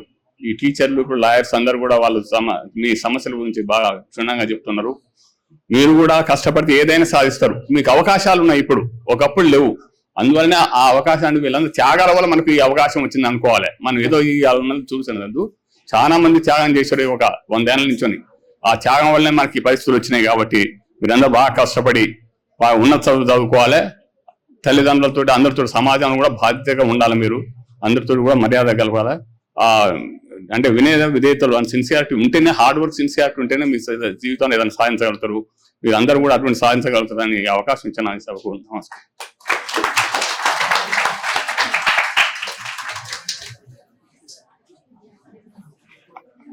శ్రీనివాసరెడ్డి గారు క్లుప్తంగా. అందరికీ గుడ్ ఆఫ్టర్నూన్. వేదిక మీద ఉన్నటువంటి పెద్దలందరికీ నమస్కారాలు. వాస్తవంగా ఈనాటి కార్యక్రమానికి మహిళా సాధికారత దాని గురించి మీ కళాశాలలో ఆర్గనైజ్ చేస్తాము, అవకాశం ఇస్తారా సార్ అని చెప్పి హస్సేన్ గారు అడిగిండే. సరే, ఇంతమంది మేధావులు పెద్దవాళ్ళు వచ్చి మా పిల్లలకు ఒక మంచి సందేశం ఇస్తా అంటే అంతకంటే భాగ్యం మాకు ఏముంటుంది సార్. తప్పకుండా సార్ మీకు ఎల్లవేళలా ఏ కార్యక్రమాలు నిర్వహించినా కూడా మేము తప్పకుండా మీకు సహకరిస్తామని చెప్పాము. అలాగే ఇక్కడ ఉన్నటువంటి పెద్దవాళ్ళ నేను ఒక 2 గురించి చెప్తాను. అందరూ కూడా మేధావులు. ఒకటి డాక్టర్ గారు, డాక్టర్ రంగారెడ్డి గారు. మీకు ఎవరికి తెలియకపోయి ఉండొచ్చు, తెలుసా? వెరీ గుడ్, ఎక్సలెంట్, చప్పట్లు కొట్టండి పెద్దగా. వారు వైద్య వృత్తిలోకి వచ్చిన దగ్గర నుంచి కూడా పేదలందరికీ కూడా ఉచిత వైద్యం. ఈ రోజు కూడా సార్ ఏమైనా ఫీజు తీసుకుంటుండో లేదో నాకు తెలియదు. నేను చిన్నప్పటి నుంచి, నేను 7th 8th క్లాస్ చదివేటప్పటి నుంచి సార్ చూస్తున్నాను. ప్రజెంట్ గా 20 రూపాయలు తీసుకుంటున్నారు. 20 రూపాయలతోటి వైద్యం అందిస్తారు ఎవరైనా? ఆ సార్ అందిస్తున్నారు. మీరు ఊరిన ఎన్ని గ్రామాల నుంచి అయితే మన పిల్లలు అన్ని గ్రామాలలో సారు గురించి సార్ని ఒక ఐడియల్ గా తీసుకోవాలి, ఆదర్శంగా. ఎందుకంటే నేటి యువత ఎలా ఉందంటే రకరకాలైనటువంటి వాటికి బానిసలు కాకుండా సమాజానికి సేవ చేయాలి, సమాజానికి సేవ చేసేటటువంటి వ్యక్తులు ఎక్కడో కాదు మన కళ్ళ ముందు కనిపిస్తున్నారు. అలాగే రెండో వ్యక్తి మా ఆప్తులు, ఈ కళాశాల కూడా గౌరవ సలహాదారులు అయినటువంటి సారు శ్రీధర్ సార్ గారు. అన్యాయానికి అవినీతికి పూర్తి వ్యతిరేకం. దోషులు ఎవరున్నా, ఎలాంటి వారైనా, ఎంతటి పెద్దవారైనా వాళ్ళకు ఒక శిక్ష పడకుండా ఎట్టి పరిస్థితిలో కూడా వారు వదిలిపెట్టరు. ఇంతకుముందు మేడం గారు చెప్పారు, ఉరికంబం ఎక్కించిందంటే మరణ శిక్ష వేసిందంటే సారే ఏపించింది. అంటే నీతి నిజాయితీకి నిలువెత్తు అర్థంగా ఉన్నటువంటి సారు శ్రీధర్ గారు వీరు మా కళాశాలకు వచ్చి మా విద్యార్థులకు ఒక మంచి సందేశం ఇచ్చినందుకు మేము మా కళాశాల తరఫున మీ అందరికీ కృతజ్ఞతలు తెలియజేస్తున్నాం సార్. అలాగే పర్మిషన్ హాఫ్ మినిట్ సార్. మా కళాశాల మహిళా సాధికారత అన్నారు. మహిళా సాధికారత మీద మనం మాట్లాడుతున్నాం. ఇక్కడ చూస్తే 2/3 మహిళలు ఉంటారు. 2 వరుసల మహిళలు, 1 వరుస అబ్బాయిలు, 2/3 ఉన్నారు. మా పిల్లలు దీంట్లో స్పందన డిగ్రీ కాలేజ్ అత్యంత క్రమశిక్షణతో ఉంటారు సార్. చాలా క్రమశిక్షణ ఉంటది. బయట మనం అనుకునేటటువంటి రకాలుగా బయట ఎలాంటిది కూడా చేయరు మా పిల్లలు. ఎప్పటికప్పటికి మానిటరింగ్ ఉంటది. అదే విధంగా మా స్పందన డిగ్రీ కళాశాలకు సార్ మా గురించి కూడా ఒక మాట కాబట్టి మొట్టమొదటిసారి స్టేట్ లో ఇంజనీరింగ్ కాలేజీలే కాకుండా మహాత్మా గాంధీ యూనివర్సిటీ పరిధిలో టాప్ కాలేజ్ సార్ మాది. స్టేట్ మొత్తంలో ఉండేటటువంటి టాప్ 20 కాలేజీలో ఒక కాలేజ్ సార్ ఇది. ఈ అకాడమిక్ ఇయర్ నుంచి ప్లేస్మెంట్ డ్రైవ్ అనేటటువంటిది, క్యాంపస్ డ్రైవ్ అనేటటువంటి ఇంజనీరింగ్ కాలేజీలకు పోటీగా డిగ్రీ కాలేజీలలో స్పందన డిగ్రీ కాలేజీకి ప్లేస్మెంట్ డ్రైవ్ వచ్చింది సార్. 11 కంపెనీస్ పార్టిసిపేట్ చేసినాయి. 79 మంది విద్యార్థులకు మొన్న ఫిబ్రవరి 7వ తారీఖు నాడు జాబ్స్ వచ్చినాయి సార్ దీంట్లో. అలాగే మిక్స్ అకాడమీ నుంచి 42 కంపెనీస్ పార్టిసిపేట్ అవుతున్నాయి. బెంగళూరు IBM కంపెనీ తోటి మేము టైఅప్ అయినాము. వాళ్ళే శిక్షణ ఇస్తున్నారు. జాబ్ మేళా కూడా పెద్ద పెద్ద కంపెనీస్ వస్తున్నాయి సార్. మీ అందరూ కూడా వాళ్ళకు కూడా మీ ఆశీర్వాదాలు వాళ్ళకి అందజేయాల్సినట్లుగా కోరుచున్నాం సార్. ఈ అవకాశం ఇచ్చినందుకు ధన్యవాదాలు సార్. Thank you. జై హింద్. శ్రీనివాసరెడ్డి గారు, వారి మిత్రులు, యాజమాన్యం ఏదైతే మరి కొత్త ప్రాజెక్ట్స్ వారు ఇప్పుడు ప్రపోజ్ చేశారో అవన్నీ కూడా విజయవంతం అవుతాయని చెప్పేసి మనం ఆకాంక్షిస్తూ ఆ ప్రాజెక్ట్స్ కానీ ఆ కొత్త కోర్సుల ద్వారా అందరూ కూడా మరి లబ్ధి పొందాలని ఆశిస్తూ శ్రీనివాసరెడ్డి గారికి ప్రత్యేకంగా ఈ అవకాశం ఇక్కడ ఇచ్చినందుకు వారికి ప్రత్యేకంగా కృతజ్ఞత తెలియజేస్తూ శ్రీ వసంత సత్యనారాయణ పిళ్ళే గారు వారిని ఈ సందర్భంగా శుభాకాంక్షలు తెలియజేయవలసిందిగా మనవి చేస్తున్నాం.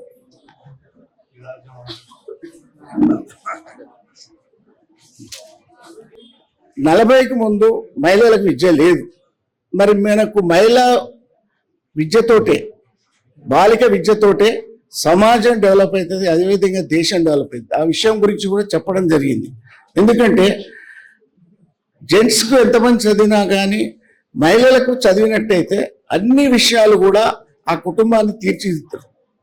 మరి అదేవిధంగా చదువు గురించి చెప్పిన మహాత్మా పూలే, ఎందుకంటే మహిళలకు చదువు అవసరం, చదువుతోటే మరి విజ్ఞానం వస్తుంది, అదేవిధంగా విజ్ఞానం వచ్చినట్టయితే వివేకం వస్తుంది, వివేకంతో పాటు నాగరికత కూడా వస్తుంది. అంటే ఇన్నున్నాయి అన్నట్టు విద్యతోటి. కాబట్టి విద్య మీదనే మీరు కాన్సన్ట్రేట్ చేయండి. ఇప్పుడు ఈ ఏజ్ అంతా కూడా మీరు స్టడీ మీదనే కాన్సన్ట్రేట్ చేయాలి. ఎందుకంటే మరి మేమందరం కూడా అప్పుడు పాక ఉన్నాయో లేకపోతే ప్రభుత్వ కళాశాలలో ఇక్కడ కూర్చున్న వాళ్ళం కొందరు ఆ స్టేజ్ నుంచి వచ్చినాం. ఈరోజు ప్రభుత్వాలు మీకు అన్ని కూడా వసతులు కల్పిస్తుంది. మీకోసం కూడా సంఘాలు కూడా చాలా ప్రయత్నాలు చేస్తున్నాయి. అన్ని సంఘాలు వాళ్ళు ప్రయత్నం చేస్తున్నాయి. వాళ్ళ బడ్జెట్ గురించి ఆలోచన చేస్తుంది. విద్య కోసం ఎంత ఉండాలి, అయితే గురుకులాలకు నిన్నటి రోజున పెద్ద ఎత్తున బడ్జెట్ కూడా కేటాయించింది నేను. ఎందుకంటే చదువు ఉండాలి, అదేవిధంగా మీకు రెసిడెన్స్ ఉండాలి. మరి జ్యోతిరావు పూలే కళాశాలన్నిట్లో కూడా ఈరోజు దాదాపు ఒక్కొక్క కాలేజీలో 600 నుంచి 800 మంది చదువుతారు. ప్రత్యేకంగా స్టూడెంట్స్, మహిళా విద్యార్థులకు కూడా ప్రత్యేకమైన గురుకులాలు ఏర్పాటు చేయడం జరిగింది.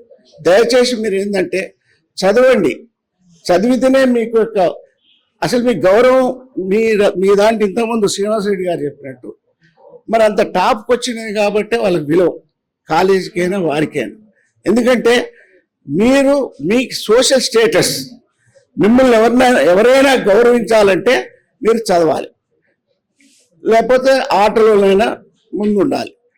మేము ఈ రెండు కాకుండా అల్లర్ల ముందు ఉంటామంటే మిమ్మల్ని మీ తల్లిదండ్రులు ఇంటర్మీడియట్లో పెళ్లి చేసేస్తారు. దయచేసి, ఎందుకంటే అందరూ డిగ్రీ చదివే స్టూడెంట్స్ కాబట్టి ఇప్పటి నుంచే ఫైనల్ ఇయర్ వాళ్ళు నెక్స్ట్ భవిష్యత్తు ఏందనేది ఆలోచన చేసుకోండి. ఎందుకంటే అట్లా ఆలోచన ముందు చేసుకుంటేనే మీకు భవిష్యత్తు ఉంది.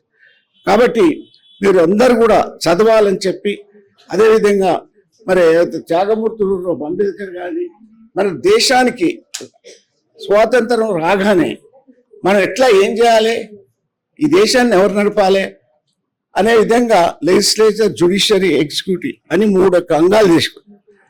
అంటే చట్టాలు చేసేటోళ్ళు పార్లమెంట్లు ఉండి దాన్ని అమలు చేసేటోళ్ళు కలెక్టర్లు, తర్వాత జ్యుడిషియరీ. ఎవరు తప్పు చేసినా చూశారు, మీరు మంచి పేపర్లలో చూశారు, ఐఏఎస్ ఆఫీసర్ కూడా జైలు వేసింది. అంటే చదివినంత మాత్రమే కాదు, వాళ్ళ యొక్క డ్యూటీ సరిగా చేయలేకపోయినప్పుడు, తప్పుడు మార్గాలలో పోయినప్పుడు ఇవాళ శిక్షలు ఉన్నాయి. రాజ్యాంగం ఏదైనా రాజ్యాంగం ద్వారా, ఏదైనా ఈ దేశానికి ఏది గొప్ప అంటే మన రాజ్యాంగమే. ఏ దేవాలయాలు కాదు, ఏ మసీదులు కాదు, ఏ చర్చిలు కాదు, ఈ మూడింటిని కూడా కాపాడేది ఏంటంటే రాజ్యాంగమే. చివరికి రాజ్యాంగమే కాపాడాలి ఈ మూడింటిని కూడా. కాబట్టి ఇవన్నీ కూడా నేర్చుకోండి. ఎందుకంటే ఈ ఏజ్లో కొంత కూడా మీకు నాలెడ్జ్ ఉండాలి.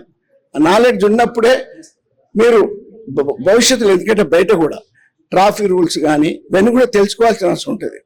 ఒక త్రిబుల్ రైడింగ్ అనేది ఒక రైట్గా తిరుగుతుంది. త్రిబుల్ రైడింగ్ అనేది నేరం. 18 years లోపల వెహికల్ తోవడం కూడా నేరం. వాళ్ళు చూస్తున్నారు, వాళ్ళందరూ కూడా శిక్షలు పడుతున్నాయి, ఫైన్లు కూడా కడుతున్నారు. కాబట్టి దయచేసి మీరందరూ కూడా ఇక్కడ మన వాళ్ళు ఎందుకంటే ఈ స్టేజ్ మీద ఉన్న వాళ్ళందరూ కూడా అన్ని రంగాల్లో కూడా చాలా అందరూ కూడా పర్ఫెక్ట్. వాళ్ళ వాళ్ళ వాళ్ళ వృత్తులల్లా ఇది ఉన్నారు కాబట్టి మీరు చెప్పే విషయాలు దయచేసి ఆచరించాలని చెప్పి ఈ సందర్భంగా కోరుకుంటూ, మరి నాకు ఈ అవకాశం ఇచ్చిన శ్రీధర్ గారికి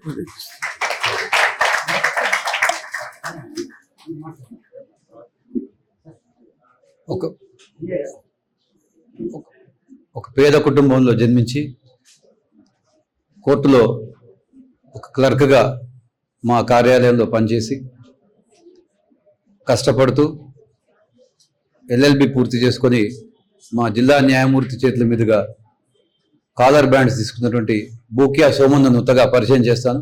ముందుకు రావాలి. నిరుపేద కుటుంబం నుంచి కోర్టులో క్లర్క్గా, అంటే ముందు గుమస్తాగా పనిచేసి క్లర్క్గా పనిచేస్తూ ఇప్పుడు న్యాయవాదిగా చేస్తూ మేము హసన్ గారు వారు అందరం కూడా కలిసి పనిచేస్తున్నాం. కాబట్టి ఈ చొరవ తీసుకొని సోమన్నను మీకు పరిచయం చేశాను. ఇలాంటి మరి సోమన్నలు కానీ తల్లులు, చెల్లెలు, చిన్నారులు మీలో కూడా ఉండి ఇలా అభివృద్ధిలోకి రావాలని నేను కోరుతూ, thank you mister Somayya, you can take your seat.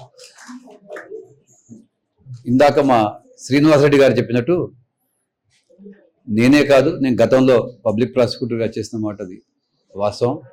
నా తదుపరి మిత్రులు ఎవరైతే ఉన్నారో వారు కూడా నాకంటే మంచిగా పనిచేస్తూ వారు పనిచేస్తూ ఇప్పుడు పనిచేస్తున్నారు. ఇద్దరు కూడా ఈ పదవీ కాలంలోనే పెద్ద పెద్ద నేరాలు చేసిన వారికి మరి లైఫ్ సెంటెన్స్ అంటే యావజ్జీవ కారాగార శిక్ష, అదే రకంగా మరి హ్యాంగ్ టు డెత్ అనేది కూడా మరి ఇచ్చినట్టుగా నాకైతే ఐడియా ఉంది. సరే, అంటే నా తదుపరి వచ్చిన మిత్రులు కూడా మాకంటే మంచిగా పనిచేస్తున్నటువంటి విషయాన్ని మీకు తెలియజేస్తూ, ఇప్పుడు జిల్లా ప్రధాన కోర్టు అంటే డిస్ట్రిక్ట్ జడ్జి కోర్టులో పబ్లిక్ ప్రాసిక్యూటర్గా సేవలు అందిస్తున్నటువంటి కొంపెల్లి లింగయ్య గారు ఒకవైపు, న్యాయవాదుల సంఘం అధ్యక్షుడు ఒకవైపు, రాష్ట్ర బార్ ఫెడరేషన్ వర్కింగ్ ప్రెసిడెంట్, ఈ రకంగా ఏమంటారు త్రిముఖ, ఇప్పుడు అంటే డబల్ యాక్షన్ బదులు త్రిబుల్ యాక్షన్ చేస్తున్నటువంటి మా కొంపెల్లి లింగయ్య గారు, వారు సూక్ష్మంలో మోక్షంగా ఒక మంచి 2 మాటలు వారు చెప్తారు. తదుపరి ఇంకొక మిత్రుడు సవేందర్ గారు ఉన్నారు. దాని తదుపరి ఇంకొక 5-10 నిమిషాల్లో మనం కార్యక్రమాన్ని జాతీయ గీతంతో ముగించుకుంటాం. దయచేసి విద్యార్థులు సహకరించవలసిందిగా మనవి చేస్తాను. ఐ రిక్వెస్ట్ శ్రీ కొంపల్లి లింగయ్య గారు to give his wonderful greetings. ఈనాటి మాతా రమాబాయి అంబేద్కర్ జయంతి సందర్భంగా, అట్లాగే సెమినార్ మహిళా సాధికారిత, మహిళా విముక్తి ప్రదాత డాక్టర్ బిఆర్ అంబేద్కర్ పుస్తకావిష్కరణ సందర్భంగా, అలాగే ఈ సంఘమిత్ర ఎడ్యుకేషనల్ చారిటబుల్ ట్రస్ట్ దీనికి ఈ యొక్క మీటింగ్కు ప్రముఖంగా పాత్ర పోషించినటువంటి గౌరవనీయులు పెద్దలు శ్రీ తల్లమల్ల హసీన్ గారికి, అలాగే వారి ఈ పుస్తకం మనకు అందించినటువంటి వారి సతీమణి యాదమ్మ గారు, అలాగే వారి కుటుంబ సభ్యులందరికీ, రమాదేవి గారు మా మహిళా న్యాయవాదిని, సీనియర్ న్యాయవాదిని, పూర్వ గవర్నమెంట్ లీడర్, వారు ఇప్పుడు అనేక సేవా కార్యక్రమాలు కూడా ప్రముఖంగా పట్టణంలో అన్ని సేవా కార్యక్రమాల్లో కూడా పనిచేస్తున్నారు. బ్యాంకు సేవలలో కూడా వారు నిమగ్నమై ఉన్నారు. అట్లాగే ఈ కార్యక్రమానికి ఇచ్చేసినటువంటి విద్యార్థులకి, ముఖ్యంగా ఇక్కడ మన ఈ స్పందన కళాశాల ప్రిన్సిపాల్ గారు, ఇక్కడ చదువుతున్నటువంటి విద్యార్థులు కూడా ముఖ్యంగా మధ్య తరగతి కుటుంబం నుంచి వచ్చిన వాళ్ళే. మేము కూడా మధ్యతరగతి ఫ్యామిలీ నుంచి వచ్చిన వాళ్ళమే. అగ్రికల్చర్ సెక్టార్ నుంచి, ఆ రంగం నుంచి, మారుమూల పల్లెల నుంచి వచ్చి చదువుకొని ఇప్పుడు మా సభ అధ్యక్షులు జై శశిధర్ గారు చెప్పినట్టుగా కష్టపడి ఇష్టంతో చదువుకొని వచ్చిన వాళ్ళమే మేము. ఇక్కడికి ఈ స్థానాలను మేము ఇక్కడ వచ్చిన వాళ్ళమే. సరే, మీరు మీ స్థాయి ఎలాంటిదో నాకు పూర్తిగా తెలవకపోయినా, నేను అనుకుంటున్నా ఏదైతే మనం వచ్చిన పెరిగినటువంటి నేపథ్యం ఏదైనప్పటికీ, మనం బయలుదేరినటువంటి ఏదైతే ఆశయంతో బయలుదేరి ఈ కళాశాలలో, ఈ పట్టణంలో అడుగుపెట్టామో, కసితో మనం ఏదైతే లక్ష్యం నిర్ణయించుకున్నామో ఆ లక్ష్యం వైపు కాలాన్ని సద్వినియోగం పరుచుకునేటందుకు మీరందరూ ఇక్కడికి వచ్చి ఉన్నారని, ఆ ఆశయంతో, ఆ ప్రణాళికతోటే మీరు ఉన్నారని నేను భావిస్తున్నా. ఎందుకు చెప్తున్నానంటే ఈ విషయాన్ని కొన్ని వందల సంవత్సరాల క్రితం, ఇంతకుముందే మా అశోక్ గారు చెప్పారు, మనమంతా విద్యకు దూరంగా ఉన్నటువంటి కుటుంబాలు, విద్యకు దూరంగా ఉన్నాం.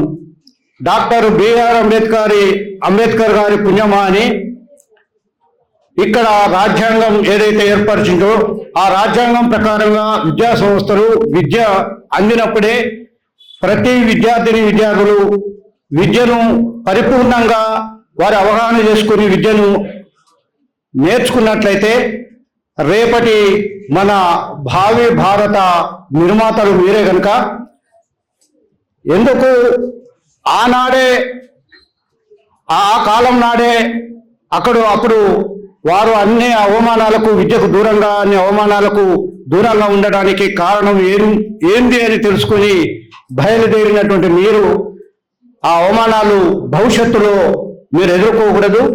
విద్య ద్వారానే ప్రశ్నించడం మొదలవుతుంది. విద్య మీకు పరిపూర్ణమైనటువంటి విద్య మీకు వచ్చినట్లయితే ధైర్యంగా కూడా ముందు అడుగు వేయగలుగుతారని నేను భావిస్తున్నా. విద్య లేని ఏదైతే మనం అంటే పరిపూర్ణమైనటువంటి విద్య మనకు లేనప్పుడు మనం అడుగు ముందుకు వేయలేము. ధైర్యంగా ఆత్మస్థైర్యంతో బతకడం కూడా కష్టం. అందుకోసమే విద్యనే ఎంచుకోవాలి. విద్య ఒక ఆయుధం.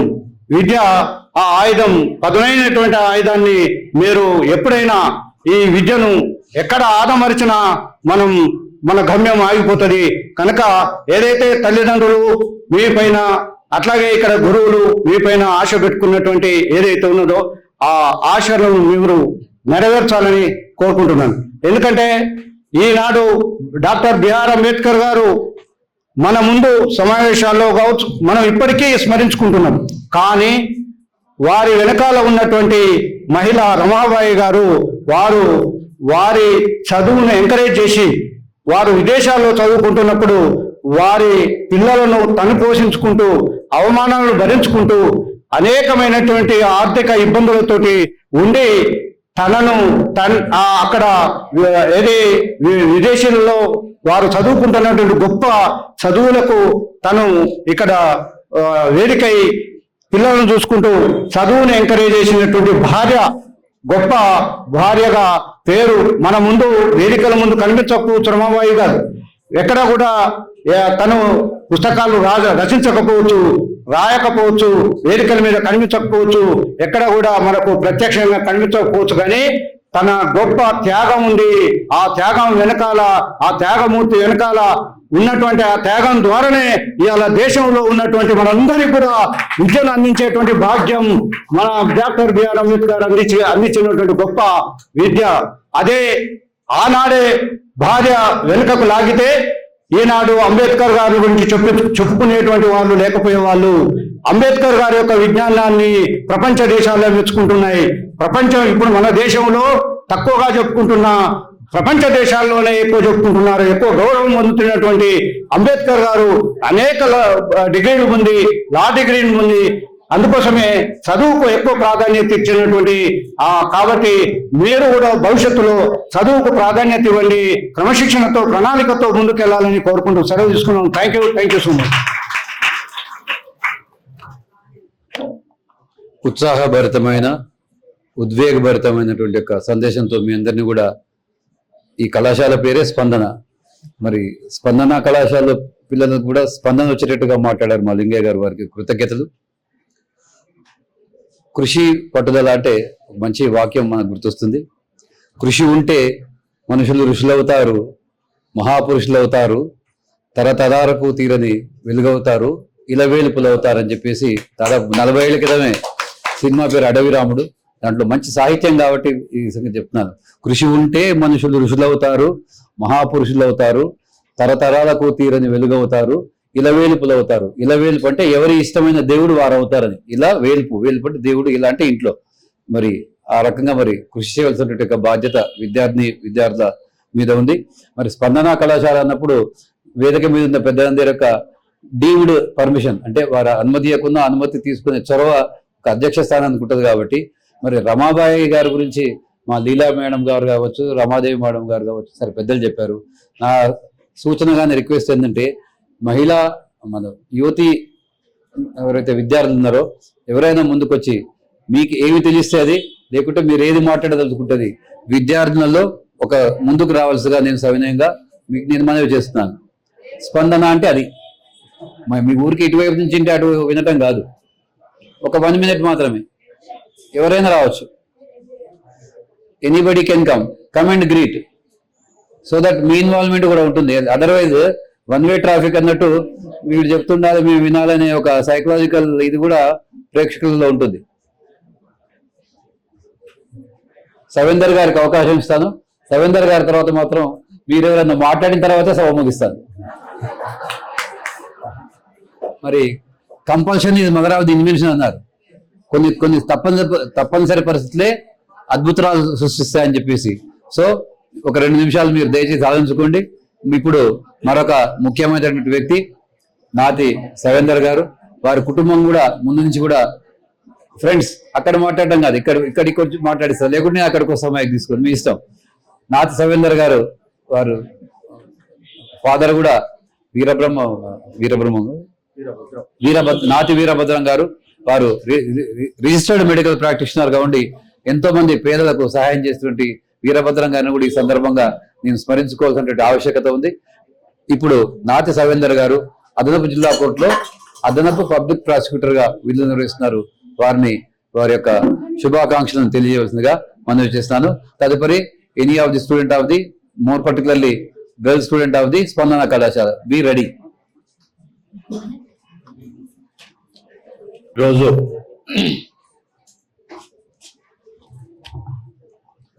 సూర్యాపేట స్పందన డిగ్రీ కాలేజ్ ఆవరణలో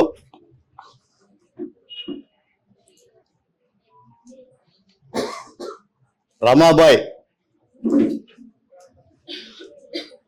అంబేద్కర్ వారి యొక్క జయంతి సందర్భంగా ఇక్కడ మా సోదరుడు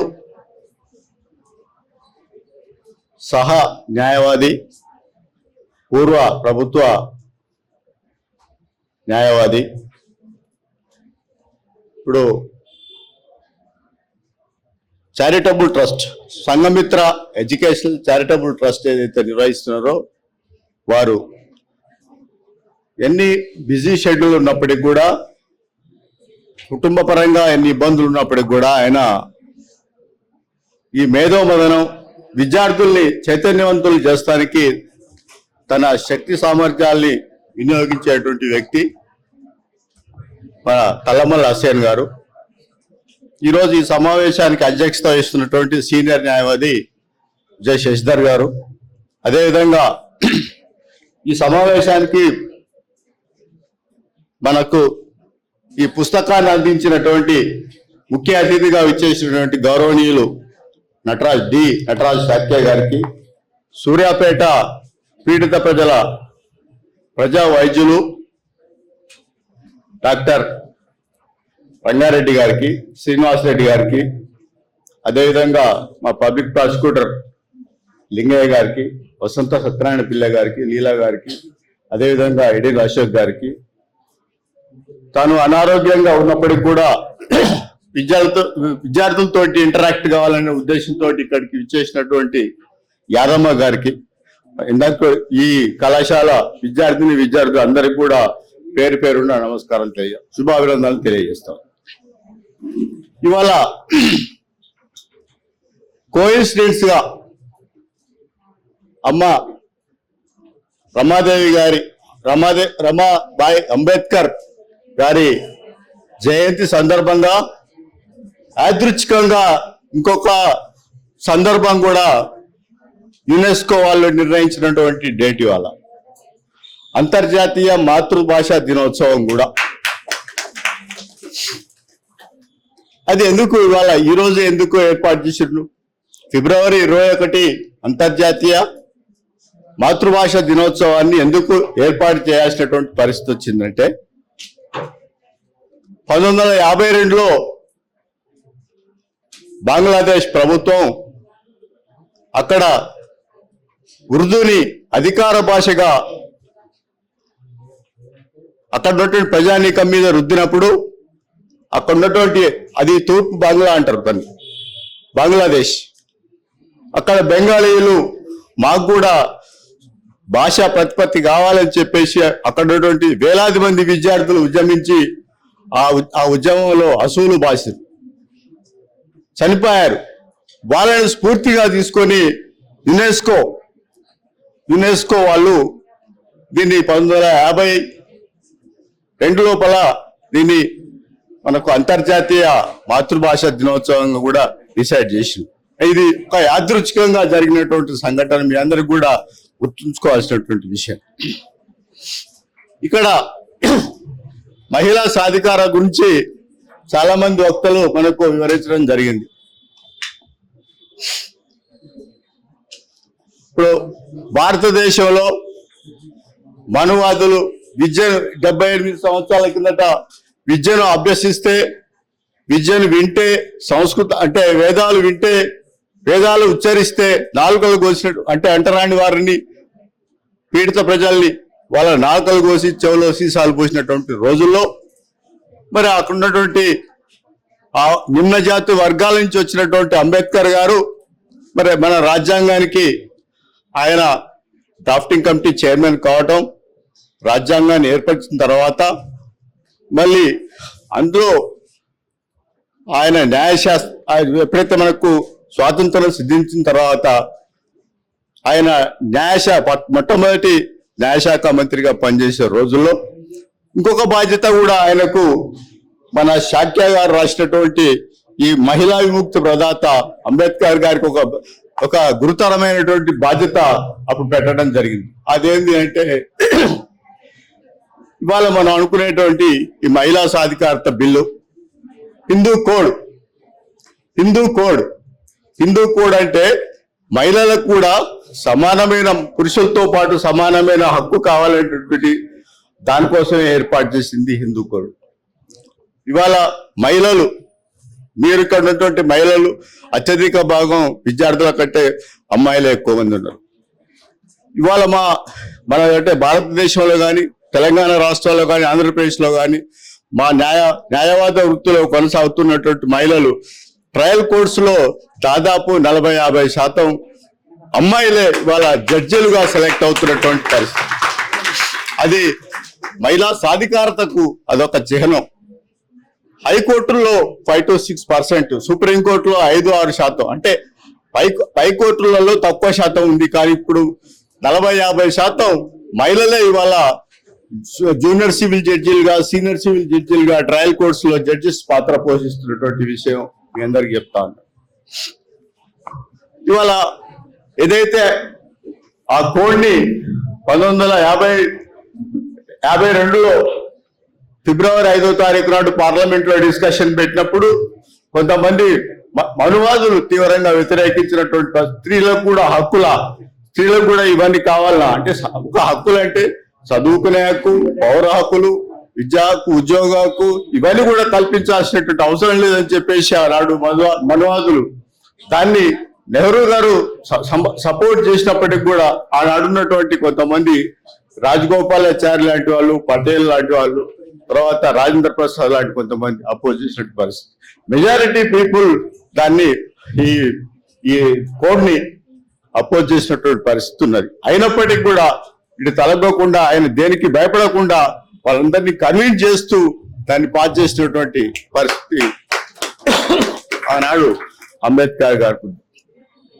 ఇవన్నీ కూడా ఎందుకు చెప్తున్నానంటే, ఆ రోజు 4 సంతానంలో రమాబాయి అంబేద్కర్ 3 సంతానం చనిపోయినప్పటికీ, కళ్ళు పేదరికాన్ని అనుభవిస్తున్నప్పటికీ, తినడానికి తిండి లేక ఆమె సృష్టించిపోయే పరిస్థితుల్లో కూడా ఏమాత్రం తన భర్తని వ్యవహరించుకోకుండా, ఇబ్బంది పెట్టకుండా, కనీసం ఆమెని ఎప్పుడు కూడా సహాయ సహకారాలు అందిస్తూ ముందుకు తీసుకుపోయినటువంటి మహిళ కాబట్టి ఆమె జయంతిని మనం స్ఫూర్తిగా తీసుకోవాలని చెప్పేసి తెలియజేస్తున్నాం. ఇవాళ మహిళా సాధికారత అంటే ఒక ఇందిరాగాంధీని స్ఫూర్తిగా తీసుకోండి, బండారి నాయకే శ్రీలంక ప్రధానమంత్రి, ఆమెను తీసుకోండి. ఈ రకంగా మొన్న సునీతా విలియమ్స్ అంతరిక్షంలో ప్రయాణం చేసినటువంటి, అంటే ఆ స్థాయికి ఎదగడానికి మీరందరూ కూడా కృషి చేసినప్పుడే నిజమైనటువంటి నివాళి అర్పించినట్టుగా, మహిళా సాధికారత అప్పుడే సాధించినట్టుగా నేను ఆశిస్తూ ఈ అవకాశం ఇచ్చినటువంటి మీ అందరికి కూడా ధన్యవాదాలు తెలుసుకుంటున్నాను. Thank you.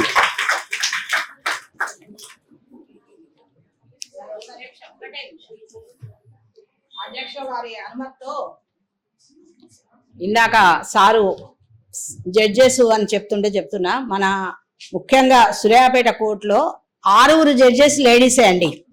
ఇప్పుడు ప్రస్తుతం మన సూర్యాపేట కోర్టులో 6 జడ్జెస్ కూడా మహిళలే ఉన్నారు అని సగర్వంగా చెప్తున్నాను. Thank you. ఈ సందర్భంగా ఒక మంచి అనౌన్స్మెంట్ ఏమిటంటే, 2025-2026 డిగ్రీలో ఫైనల్ ఇయర్ స్టూడెంట్స్లో మెరిట్ విద్యార్థులకు సంఘమిత్ర చారిటబుల్ ట్రస్ట్ తరఫున ప్రథమ నగదు అవార్డు 4,500 రూపాయలు, రెండవ నగదు అవార్డు 3,500 రూపాయలు, మూడవ నగదు award 3,000. Whoever gets first, they will get 4,500. Second prize, cash prize is 3,500. Third place is 3,000 rupees. Sanghamitra charitable trust me యొక్క ఫలితాలు వచ్చిన పిదప సరైన సమయంలో ఆ 3 విద్యార్థుల యొక్క నగదు అవార్డులు ఇవ్వబడతాయని చెప్పేసి మరి తెలియజేస్తున్నాను.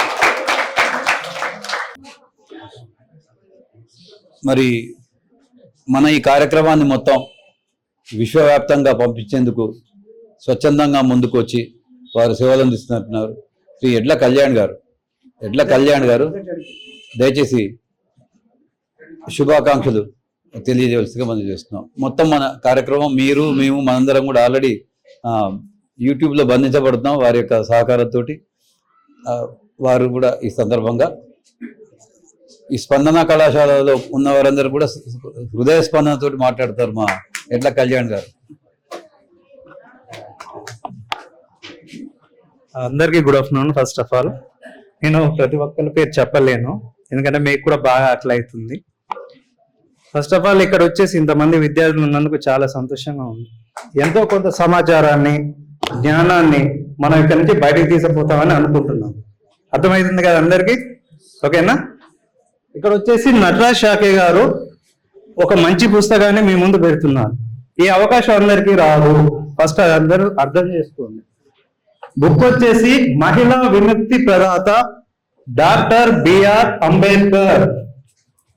ఈ అంబేద్కర్ అనే పేరుని ఫస్ట్ ఆఫ్ ఆల్ ప్రతి విద్యాలయంలో ఒక రాజ్యాంగం ప్రతి ద్వారా ప్రతి ఒక్కరు ముందుకు తీసుకొని పోగలిగితే ఈ విద్యాలయాలు జ్ఞాన కేంద్రాలు. ఫస్ట్ ఆఫ్ ఆల్ ఈ జ్ఞాన కేంద్రం నుంచే మనం అంబేద్కర్ గారిని తీసుకుపోగలిగితే ఇంకా మనం అనుకున్నంత స్థాయిలో అంబేద్కర్ గారు రీచ్ అవ్వలేదు. భారతదేశంలో ప్రపంచ వ్యాప్తంగా రీచ్ అయ్యారు, కానీ భారతదేశంలో రీచ్ అవ్వకపోవడానికి కారణం అనేక కారణాలు ఉన్నాయి. నేను ఆ కారణాల గురించి చెప్పదలుచుకోలేదు.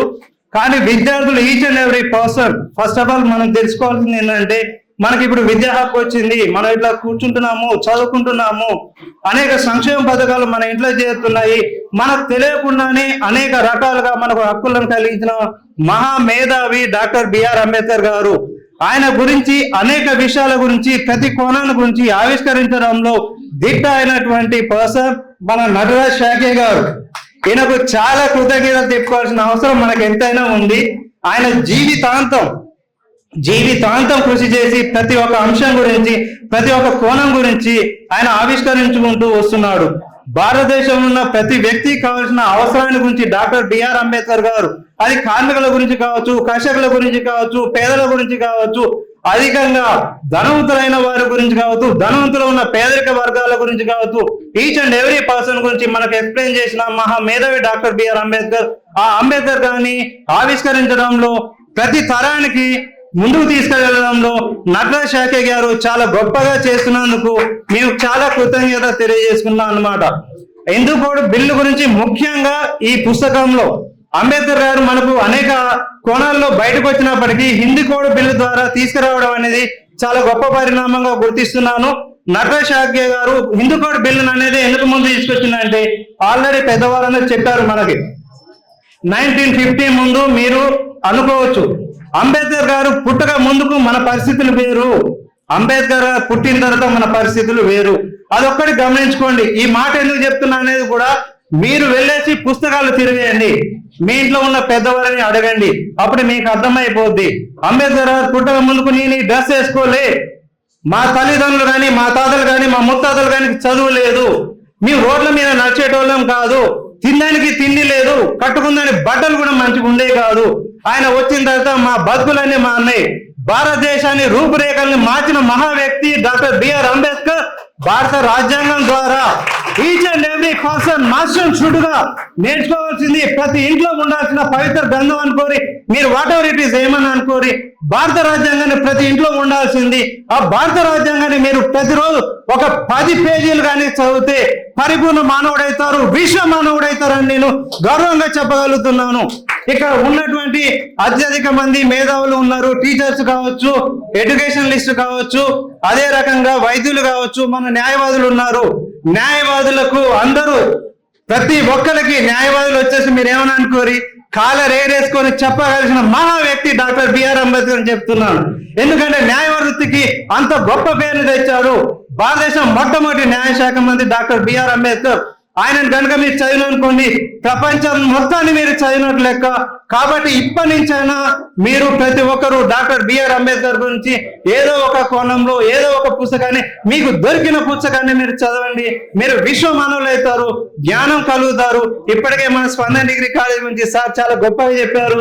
ఆ గొప్పదాన్ని మీరందరూ నిలబెడతారని, ముందుకు తీసుకుపోతారని, నాకు ఇంత మంచి అవకాశం ఇచ్చిన శశిధర్ సార్కి నేను కృతజ్ఞత తెలుపుకుంటున్నాను. అలాగే హసన్ గారికి కూడా కృతజ్ఞత తెలుసుకుంటూ విరమిస్తున్నాను. ధన్యవాదాలు.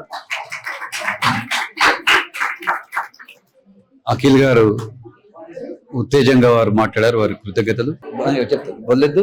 నరేందర్ గారు విచ్చేసి మన రచయిత గారికి వస్త్రం నూతన వస్త్రాలు వారు బహుకరించేందుకు వారి మన ఉదయ్ వారి మామయ్య గారు అక్కడి ఇచ్చేసారు రచయితకు నూతన వస్త్రాల బహుకరణ.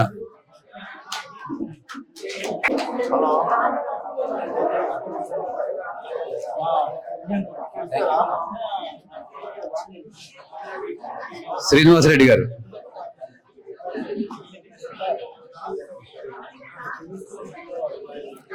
మల్లికార్జున